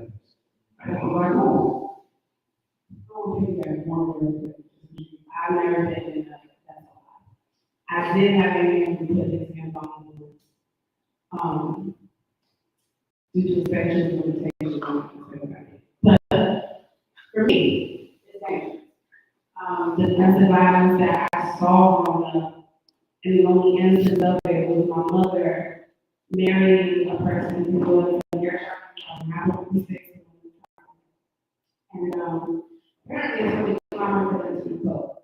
You have a stressful job, you track and plan, you're in charge of about 600 lives per hour, making sure that if your accident doesn't happen. When he lost his job, he turned to God. He became violent. I remember one time he got to the right mom. We were to a shirt off and trying to get to the women in the block. And my mother stabbed him in the neck with a barbecue. Luckily, this man did not die. I remember trying to figure out how I could take this man out at 13 because I didn't want to see that anymore. I remember being in the basement, dish trash, and I called my dad because I was scared. My dad showed up with all his brothers, my auntie, their husbands, both my grandparents, and everybody that I remember. So for me, I come from a family of people where they will kill you behind a domestic violence situation. So I cannot put myself in a place where that is happening. It's not safe for anybody. So of course, because I haven't been there directly, aside from that one time that I put his hands on me and I called people I don't know what the healthiest way to deal with that is. All I can go back to is having that community. Calling my father, who called his community, stop whatever was going to happen from happening. My dad didn't even pull out, he just said, look, me and Pamela haven't been together since Terry was 7 years old. And that's all he had to say. And you have to drag it up. So for me, when that instance happened to my mother, tribe shut. When that instance happened to me, tribe shut. Community was all I had for those type of situations. I know if I do something to you, I'm not gonna lie to anybody in this room before that. I'm trying. Because I just cannot fathom that happening to me. My mind is not all the way there enough so that fly. I still need therapy myself, I'm tripping. But community was always a buffer to those situations in myself. So I love that you had community for me, and I love that you had my education. But I always wonder what causes what causes a man to have a friend who keeps marrying them. And I always wonder, like, first of all, as your friend, how can I be a resource for you when you're ready to work a resource? But what makes you, I hate to say it like this, because I want to wrap my arms around it like this never happened to me. I feel like this sounds like an attack, so please understand I'm asking for understanding. What makes you stay? I have no response to that. I've been very open about situations that I've been in, that were violent, especially domestic violence. One thing that I definitely advocate for though is your own sense of independence, the ability to leave. When you talked about having your situation, you said, yeah, I didn't have that. I wasn't in a place where I could just do it. I know relationship situations tend to have an elongated suffering period due to the fact that we still depend on each other. Like if we weren't sharing the car, we probably wouldn't be still. If we didn't, if both of our names were on this seat, I would probably be. So I feel like sometimes, even when I think about like my great grandmother, and knowing that I came from a family of women who were victims of domestic violence, feeling like I somehow added to, my family trauma by going into that situation. I saw my mom go through it, where I heard about my grandmother go through it. And it was something that I always kind of resulted to the fact that I'm probably going to be in a situation that we are having to depend on each other due to the fact that we are sharing resources that we both need to really have independently. But because we don't have our sense of independence, we are sharing things, and we do not need to be together, there are spaces where they can become violent, and I'm not able to escape right away. So if you ever heard my poetry, okay, I probably said, get your own this, get your own that, you know what I'm saying? So in the instance that happens, we're able to leave. My mom has always said, two women, even to the projects, that's what she acquired a lot of her attention from, the fact that she was beautiful. And I remember, I just had this conversation why I am someone who doesn't begin up because we went through spaces of like having luxury, and then we went back to the project. We was living well, and it was better than us. So because of that, I saw that my mom was in these types of situations. Somebody get mad at her, taking the car, taking it from me. And because she didn't have her own, she had no choice but to deal with it. So I feel like when we come into these types of relationships, yes, it's my issues, but we should be able to have avenues for ourselves. I don't understand how people can be like up under each other all day and not have the space like just for yourself to just make it process on your living without your partner simply. So these types of things are important. Having spaces in relationships where if you pick me up, I know where I can go. Even if that's my friend's house, that's my mom's house, or I know you can't something, right? For me to be able to be complete. I'm not saying what my high place is, but I know it's a public place, and every time I'm mad, I go there. But we need spaces to where like this that's where you be on my knees. And it's that where this might become physical, I need to be able to move myself in the situation. We need to take into account that these are people who have seen these types of things coming up. Not to say that, you're a bad person, but most likely if you've seen those types of things, you're bound to repeat it. A lot of times not to make excuses for my previous partner, but I realized that he was doing a lot of those things because he didn't have the means to communicate. I'm a woman. He wasn't able to say, hey, you're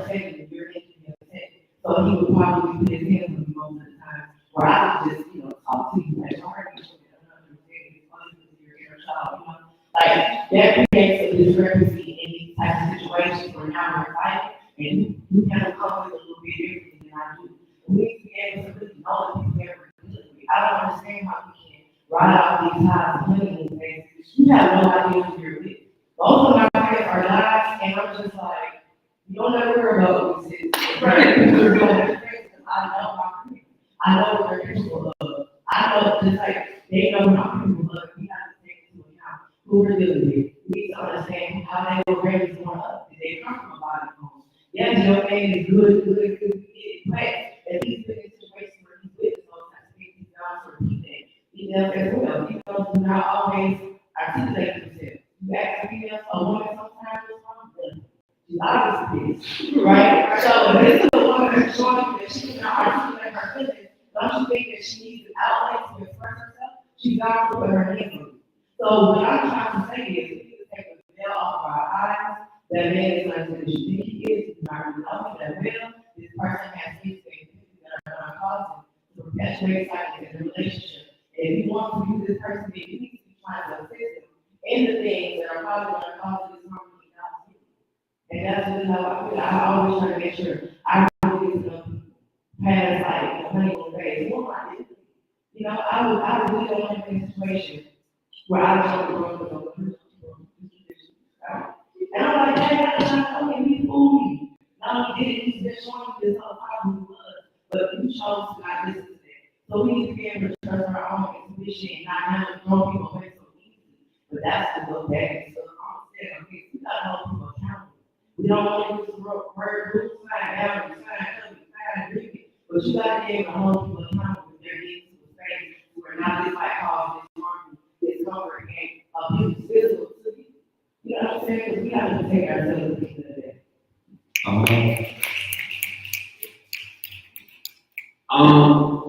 You got someone asked a question about what brings a person to domestic violence. I would say the number one thing is embarrassment. Never put my hands on them in my life because where I was raised. But there was a situation where dropped my friend off at work, and the girl I worked at the time, she works with me. She pulls up with another man that's not me. And I snapped. Now I yell at her. I'm like, tell her, like, this is embarrassing. I'm supposed to be your man and beat you, but you get dropped off by someone else to my friend who's your coworker. So how do I initiate? Bro, what you do? What you gonna do, bro? What you gonna do? This is embarrassing. You say you look at me like, baby, I love you, baby, my all in all, but you pulling up with it's because you know, like, and I'm just like, you know, and I snapped, but my anger was so much that I was holding. And I'm just like, embarrassing your partner makes it, you go, that just takes you to a whole new life. You did what? With who?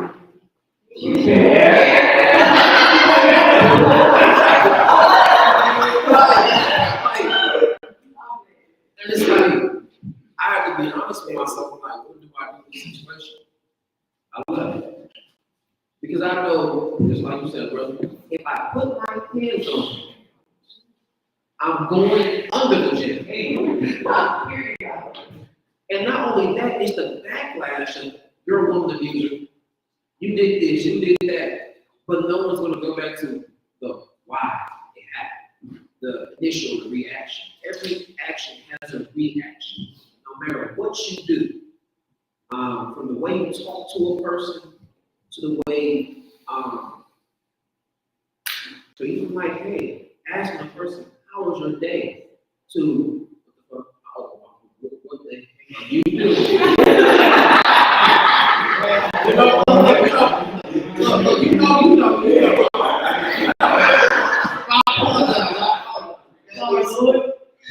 But that is, you know, how we communicate is how we elevate, in any situation, be it business relationships or even romantic relationships.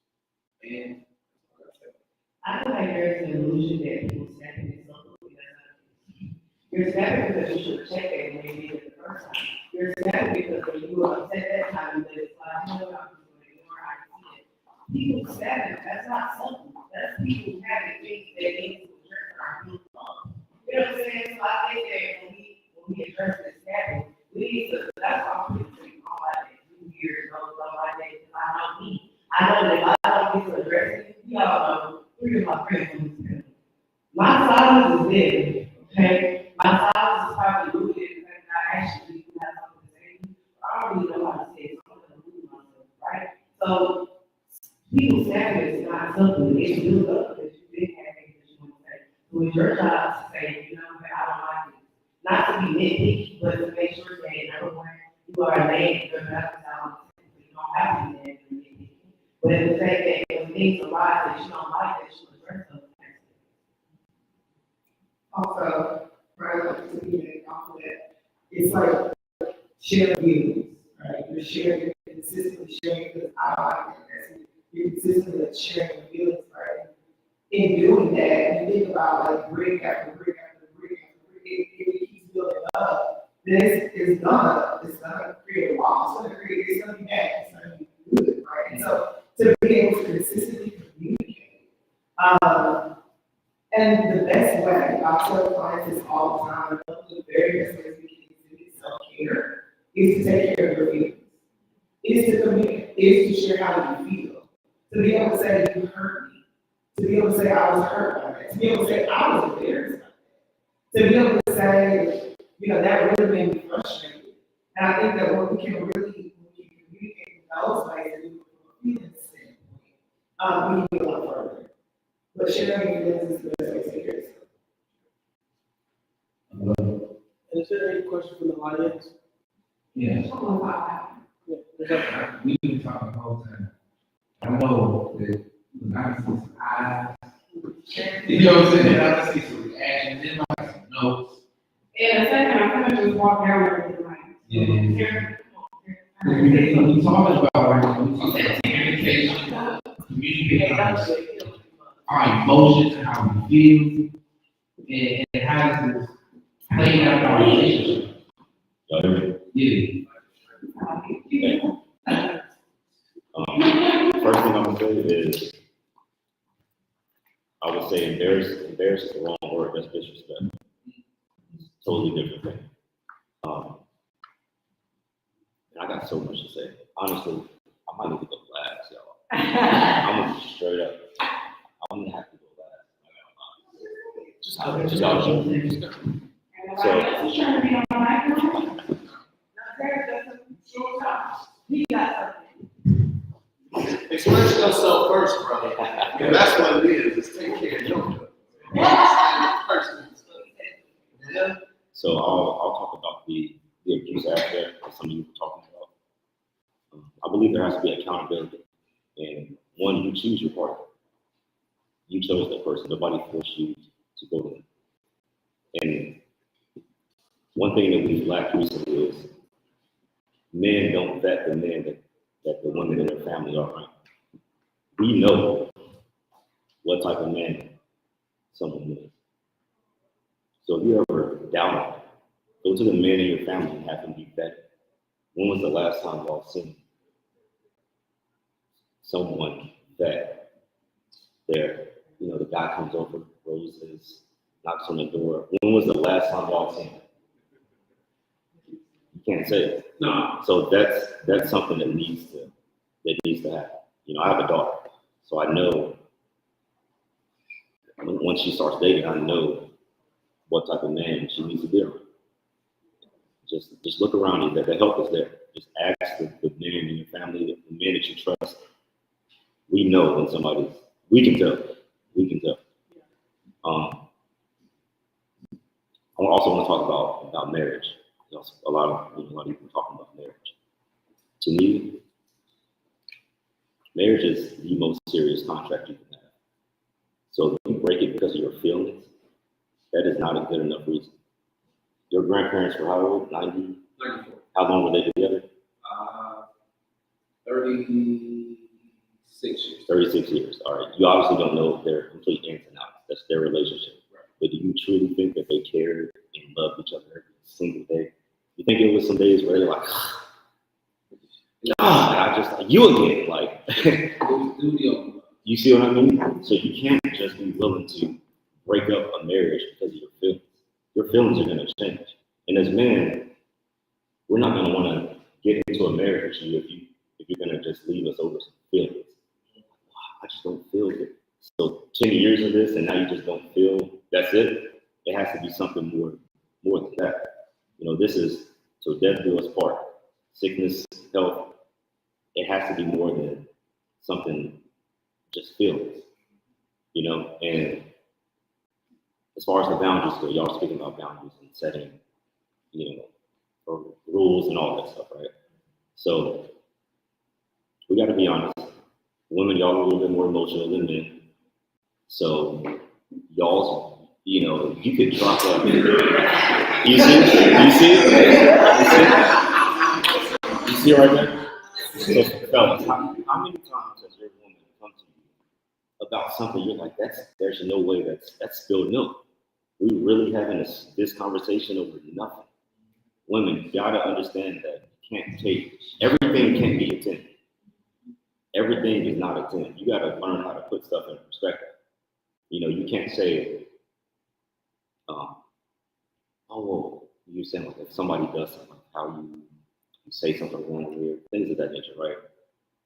If I say, I don't like the way those shoes look, and you take it to a 10, now we're really having a sit down discussion because I didn't like the shoes. You gotta put it in perspective. It cannot be.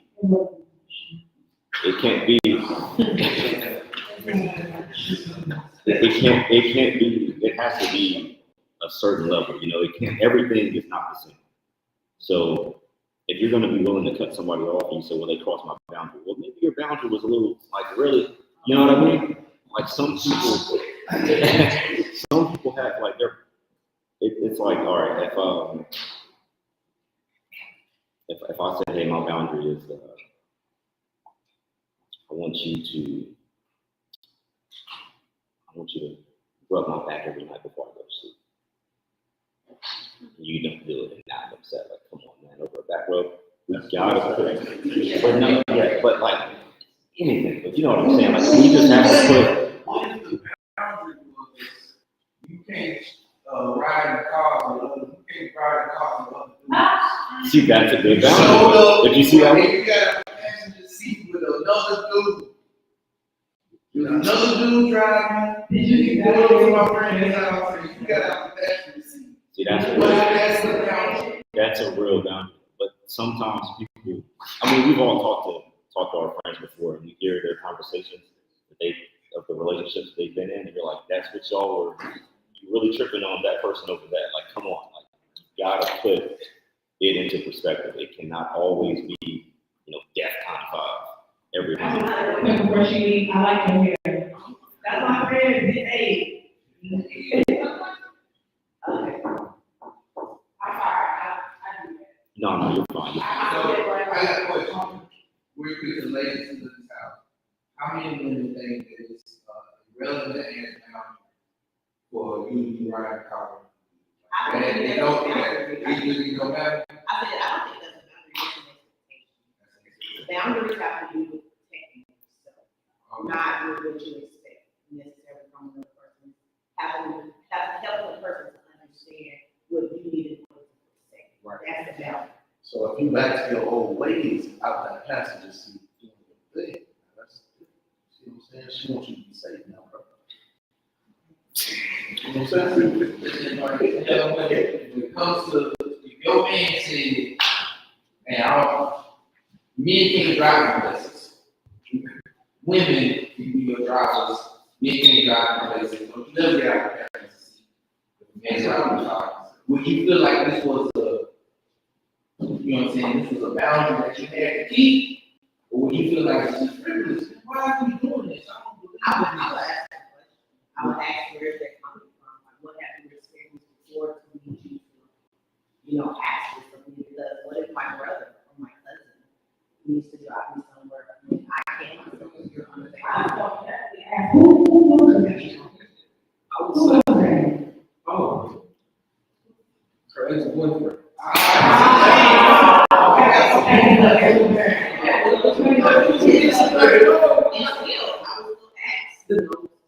Where are we if you can't trust me to be with someone else just because it was my ex? If we're in this together and we're really in this, we're Now, I think, okay, I'll dive into it. He had her stealing from Walmart, and she got caught.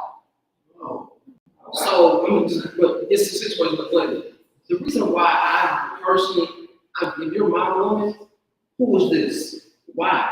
Like, because if you route this person, they got a gun in the scene, it's not registered, they get pulled over, and you go down with them, who would I gotta go get out of jail? Do you have to know? Or should she But experience? But if she, what I'm saying, if she's my woman, if she's like, what I'm saying, in that situation. But that's why I always like to bet, like, hey, can I meet your friend? If he wants to be your friend, he has to be, how you doing? No, I'm saying, because like, that's because like, there's a respect of like, hey, you're a male friend, you better become my male friend. Roll with me, let me holler at you. Let me see where your mind's at. What you want? You don't like that, but that's the same as you bringing someone to your family to date your daughter, you're vetting that person. If I'm sitting there saying, oh, no, you can't date this person. Why?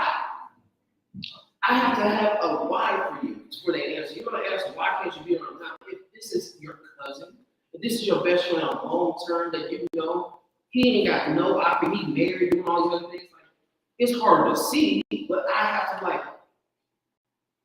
okay, Charlie, all right, you know, I'm not much better. I'm speaking personally. My best friend is, we've been best friends for 20 years. I let people know up front that my best friend is me. If you have a problem with that, let me know. Don't act like you don't, because I'm gonna assume that you know. We go places together, we go out to eat, we go have drinks, we have lots of fun. I've been in for 20 years, no funny. But if you have a problem with that, then you need to let me know. All right. And I'm not gonna stop being his friend. Can I ask a question? Wait, this is like a family,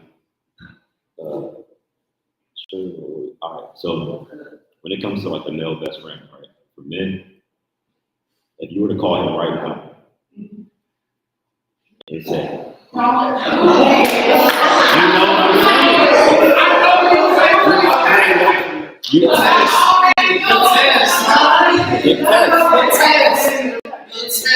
You call him right. It's midnight.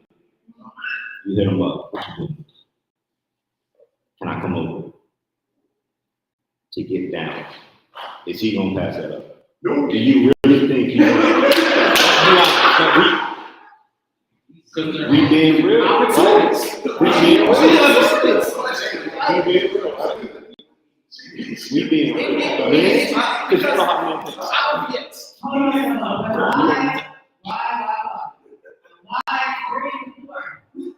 Do we feel the need to put our friendship to a perverted test to prove loyalty? That's unnecessary. No, it's not. It's In very uncomfortable situations, possibly perverting the duration of my friendship with this man to make sure that you feel secure in my dynamic with this man. We're not gonna use it. I'm not gonna put my friendship in a test. No, my thing is like, I always apologize.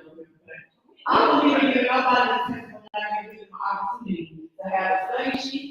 I'm not gonna give anybody a test, but I have to prepare them to be able to pass. So if I'm in a relationship, I have been in my relationship with this person. We going on dates, we out together, we going on dates, we out on Instagram. My duration of my relationship with this man is for whoever I'm with, right? Has prepared them enough to trust me.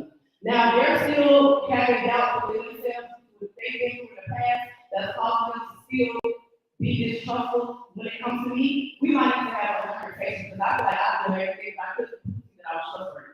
So if you need me to do something like that, to reach a magnitude to make you feel comfortable, possibly perverting my male friendship with this person that I love, that I value, that I trust. But it could possibly never be the same again to make you Within it was never comfortable. that strong to begin with. If No, it was it's changed, not. if it was changed. She said no, she said Well, no. we need to pervert our friendship to make somebody feel comfortable with everybody. I got a question. Yeah, and if you don't feel safe in a relationship, maybe you shouldn't be in that relationship. And so that's my call to the men. Like, if you can't, feel secure within yourself, then maybe that person's not for you. If this person is triggering you because you have past relationships in which they're doing similar behavior that makes you feel insecure, this person is triggering you. Why are you making yourself unsafe? Because then you're going to react based on that unsafeness, right? And then you're going to further ruin whatever new relationship. So sometimes you have to just be like, you're not for me, and that's fine. It's not that insecure. We just talked about this earlier about, We talked earlier about, what am I willing to do, or how I want to show this person that I love them and I care about. This person is communicating clearly to me, this is what I need. And sometimes, we have to tell people, no, I can't do that. I think the issue also is why is what you need to prove to you that I love you, including the current person. It's me and you. Why does I can't control what come out of this man's mouth?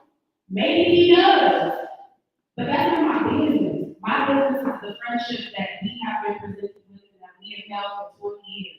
He has never stepped like that to me, and I've never stepped like that to him. So there's no need for us to cross that boundary, because even if it was in the back of our mind, we have made an agreement or rule of covenant or whatever with ourselves that is not my business or my friend. So there's no reason that my relationship with this man should include validation from somebody else. So, The friendship will never be like that. so, I think the problem, right, the problem lies is that you're getting to know somebody, you're getting to know somebody, what, 3 months, 2 months, a month, 2 months, 3 months. And if this guy friend has to come up in conversation, and all of a sudden there's this, oh, this is best friend, I got to no. That's the problem. Yeah. It's not the one that I know about, the one that we kicked it with. It's not about him. It's about the one that's just, oh yeah, I know him from, like, that's the one that we never did. That's the problem.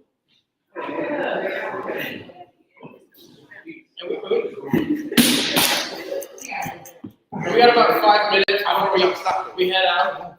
I love y'all. This is great. Slowly wrapping up. Don't stop me. Y'all keep I going. feel like it's a really hard situation where, unfortunately, that's an example that comes into play. However, again, if I am moving in a way to exude nothing but love, loyalty in my relationship, and I prove myself to be trustworthy, then you're bringing a situation where someone has abused that authority or that power in the past, where they're really, in my male friendship, this is my bestie, from a side perspective, because you feel somebody that violated that abuse you, that's you protecting.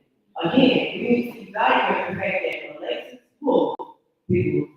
Has proven herself nothing to be nothing but loyal, nothing but loving, I'm a good person, I'm a good friend. I've done my due diligence in this relationship. Again, so I'm sorry that you've been in situations like that in the past where somebody has abused your authority and that's part of your life, but I'm not doing it. And I feel like oftentimes where we have been in situations where someone has hurt us, and we're sometimes generalizing, and this is why I appreciate all my friends that know the relationship every day. The ones that I agree with, okay? I believe in making your problem specific and not general. If I have an issue with you, I need to tell you. I think you here, I invite what you here, we can have a conversation, right?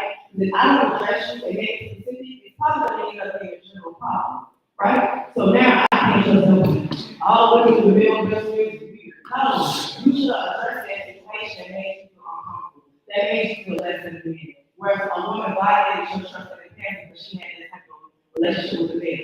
So if you don't make your problem specific, you're about to make it general. And that's why I'm still looking on addressing issues that's in your life. If I say that this person's gonna be part of my life, I allow them to make their mistake however, but that doesn't mean that I'm losing addressing something. You did something that I think is not to have a conversation with you. So after we establish the fact that there's support, there's trust, and you're still moving in ways where you keep giving me validation and your insecurity, and you might as well get progress. Because if you're gonna forgive me for the situation, whether you cheat or whatever it is, keep it up again. Unless I'm behaving in a way that, you know, makes it anger, then I can have another conversation about it. I'm never gonna do it. You know what I'm saying? We're not gonna do it. I'm never gonna put myself in a position where I'm going to call my male best friend who I love, period. I got about 4 of them. Yeah, about that. Where I'm gonna call him at 2 o'clock in the morning and try them like that, knowing that these are men that I value, that's probably gonna be my pride, me and my opinion. Because you need your validation in this moment. So now you ain't even considering me, because my Christian experience will never be the same, right? If I ask you something like that, I have naturally affected and reported our relationship with me, because I asked you some weird stuff like that. It's never gonna be the same. So if you care about being your partner, maybe we can find other things that help you feel secure. Maybe we need to take a break for you to go ahead and do that on your own outside of you. But I am not gonna put myself in a situation where I'm willing to lessen the report and value my friendship to make anybody lose. I'm just not gonna do it. If that's something that you require from me, in the words of the very book, you are weird. So I would say, now, in this conversation, that was you personally. Not everyone is you. Not everyone's going to have the loyalty, the love, the strength, the relationship that you build. Because a lot of people, because I've seen it in college, oh, it's just my best friend. Next thing you know, you're pregnant by it. And because people abuse those words, now you don't, but that's what I'm saying. Of course, we can't make everything general. Right. But that's why it's like you have to at least ask, like, have you ever had a liking for this person?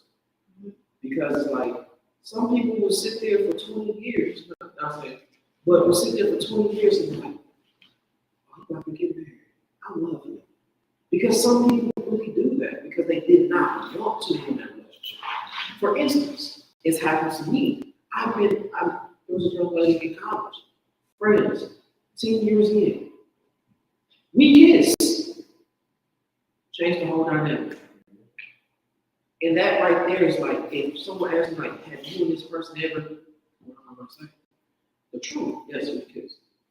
Because that was what you owed to a person. Now, I'm not about to sit there and go, hey, call this person up. No, that's awesome. On TV, podcasts, I've seen that tactic. Because that's what people that want views.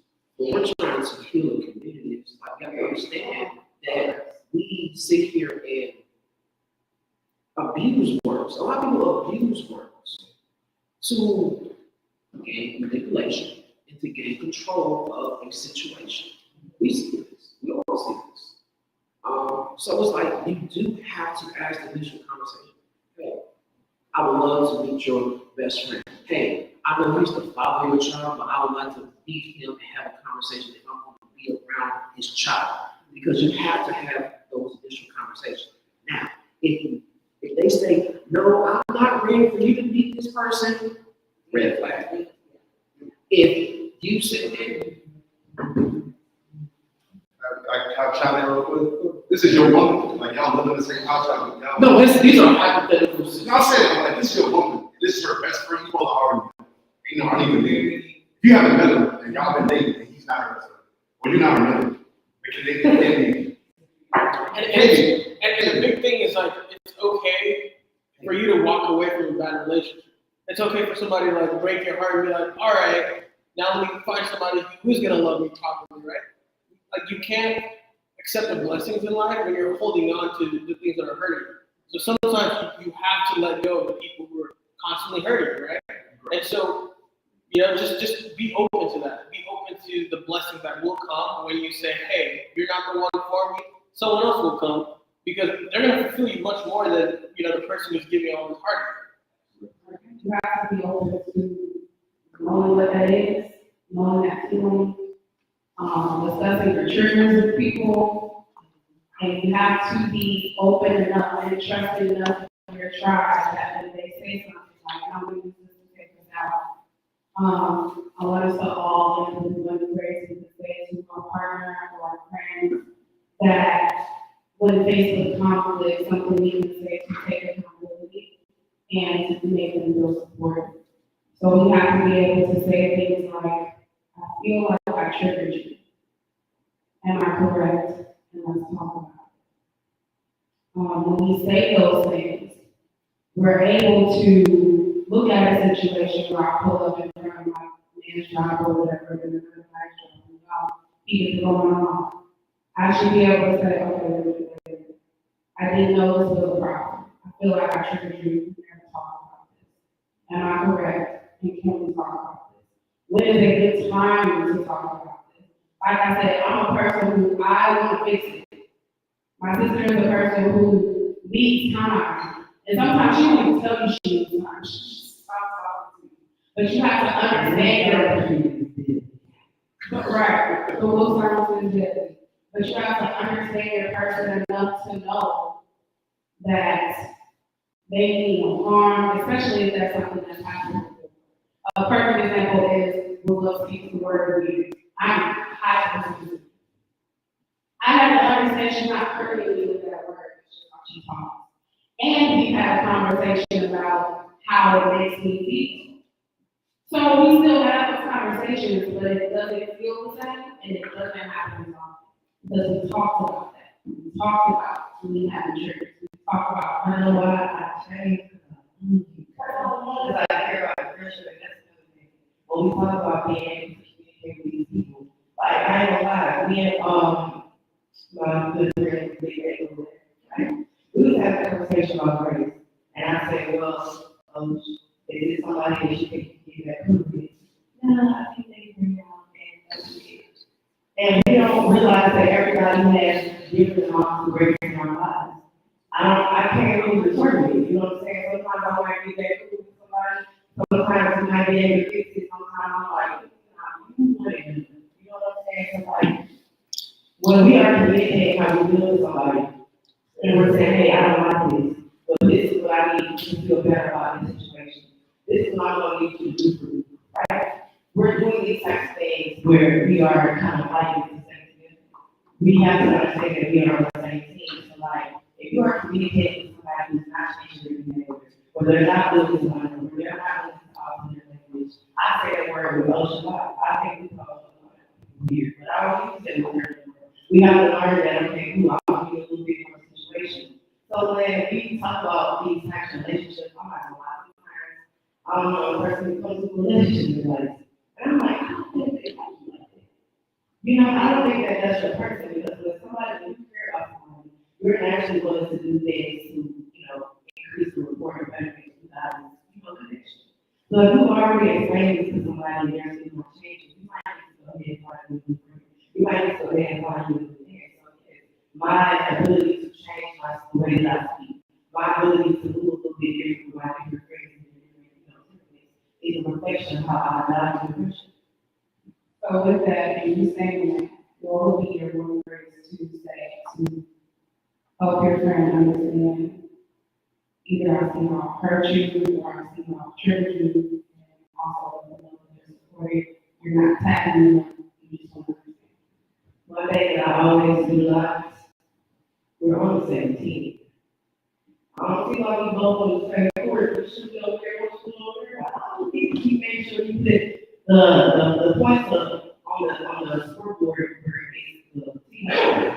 I always try to, you know, put into a conversation where I know that this might be uncomfortable about things, you know, but we're on the same team here. Because that allows me to be able to get combative, that allows me to be able to disagree, not agree, argue, and whatever, and be able to come to a resolution that benefits both of us.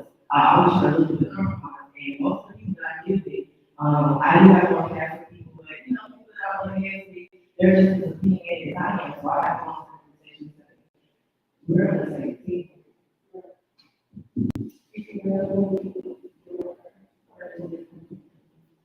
I'm sorry, Miss. I'm sorry, that's Sorry, Candace. talk. Which I actually know, she has a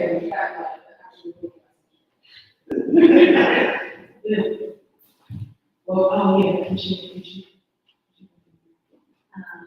One thing that I do now with my friendships and is definitely one, well, can I clarify? I can say some stuff that doesn't make sense half the time. But what can I clarify and how to reach I forgot your name, you look like my brother, but. I don't look like Jay Pearson. Who knows Jay Pearson? Don't you look like Jay Pearson? We're not twist. But I'm sorry, what is your, I'm not mentioning for playing on our family. Sure. Sugar. Oh, you don't remember? Why did you mention her? Well, it's talking about sugar. What would be your one phrase to help your person or your family understand that I can see your virtues?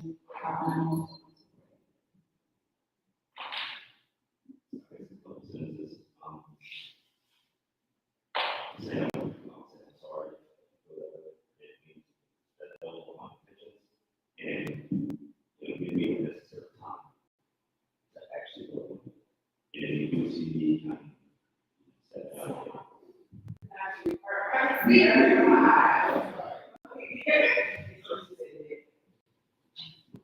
yeah, let them know. Yeah, those are my intentions. I will try to fix it, but it's overnight. Because sometimes you say something like a problem. Hey, what you think is okay? I should expect that it's not the next time it's still probably happening. Because we just don't fix it. So, I would say but not necessarily, not too much time, but reasonable. No, that's good. But you gotta say if you and your partner sat down and said, okay, if you're the person who did this, if y'all sat down and said, hey, what do you think is an appropriate amount for us to do? I would say I will give it if serious.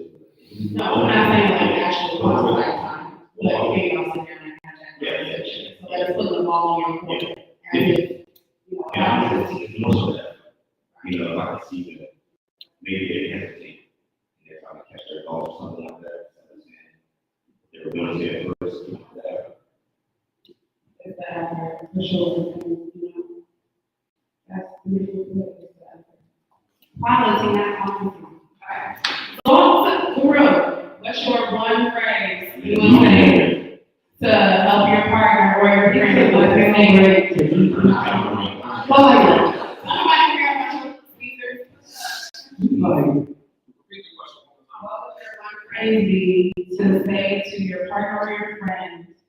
My phrase to illustrate was, I can see that I may have triggered you, am I correct when we talk about it? What would you say is similar to that?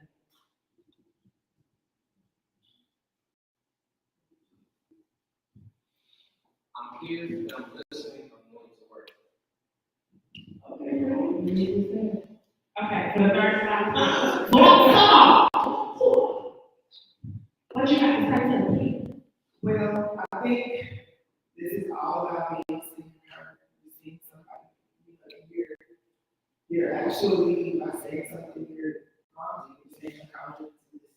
Right? And so, I think my phrase, that I said it is different for different people to consider it too. I think, you know, my friend of 20 years, 10, right?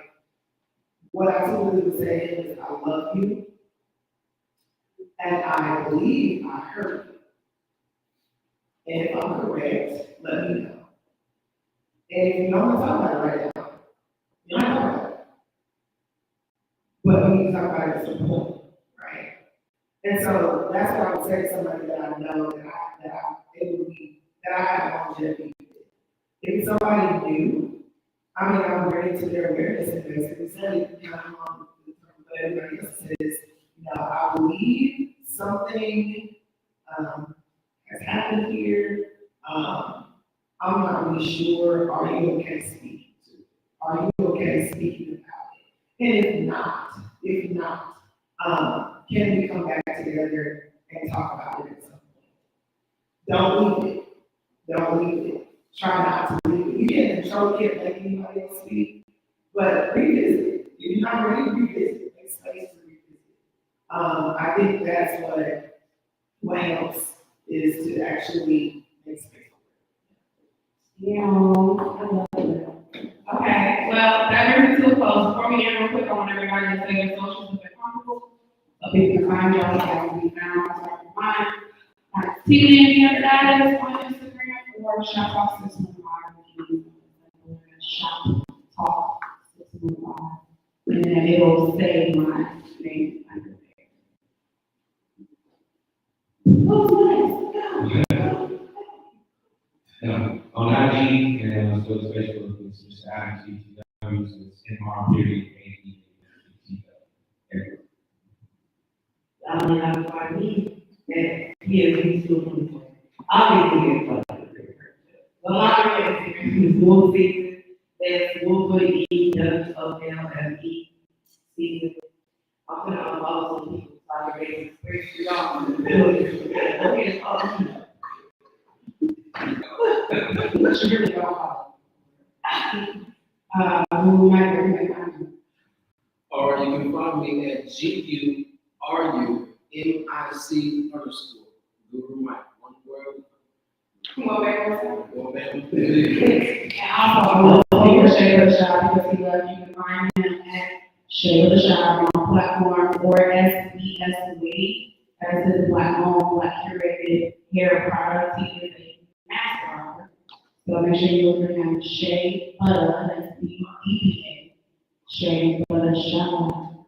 What did I mention? Oh, I asked you. Sorry, you will. You can find me on Instagram under Pimp Hub. It's not Pimp Hub, it's Pimp Hub,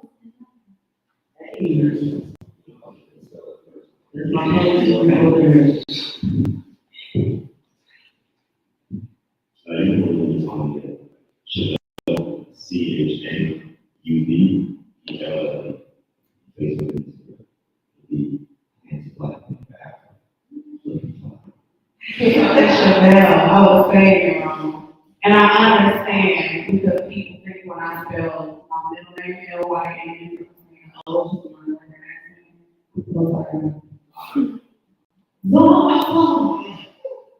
where do you find you at? Are you accepting the patients from abroad?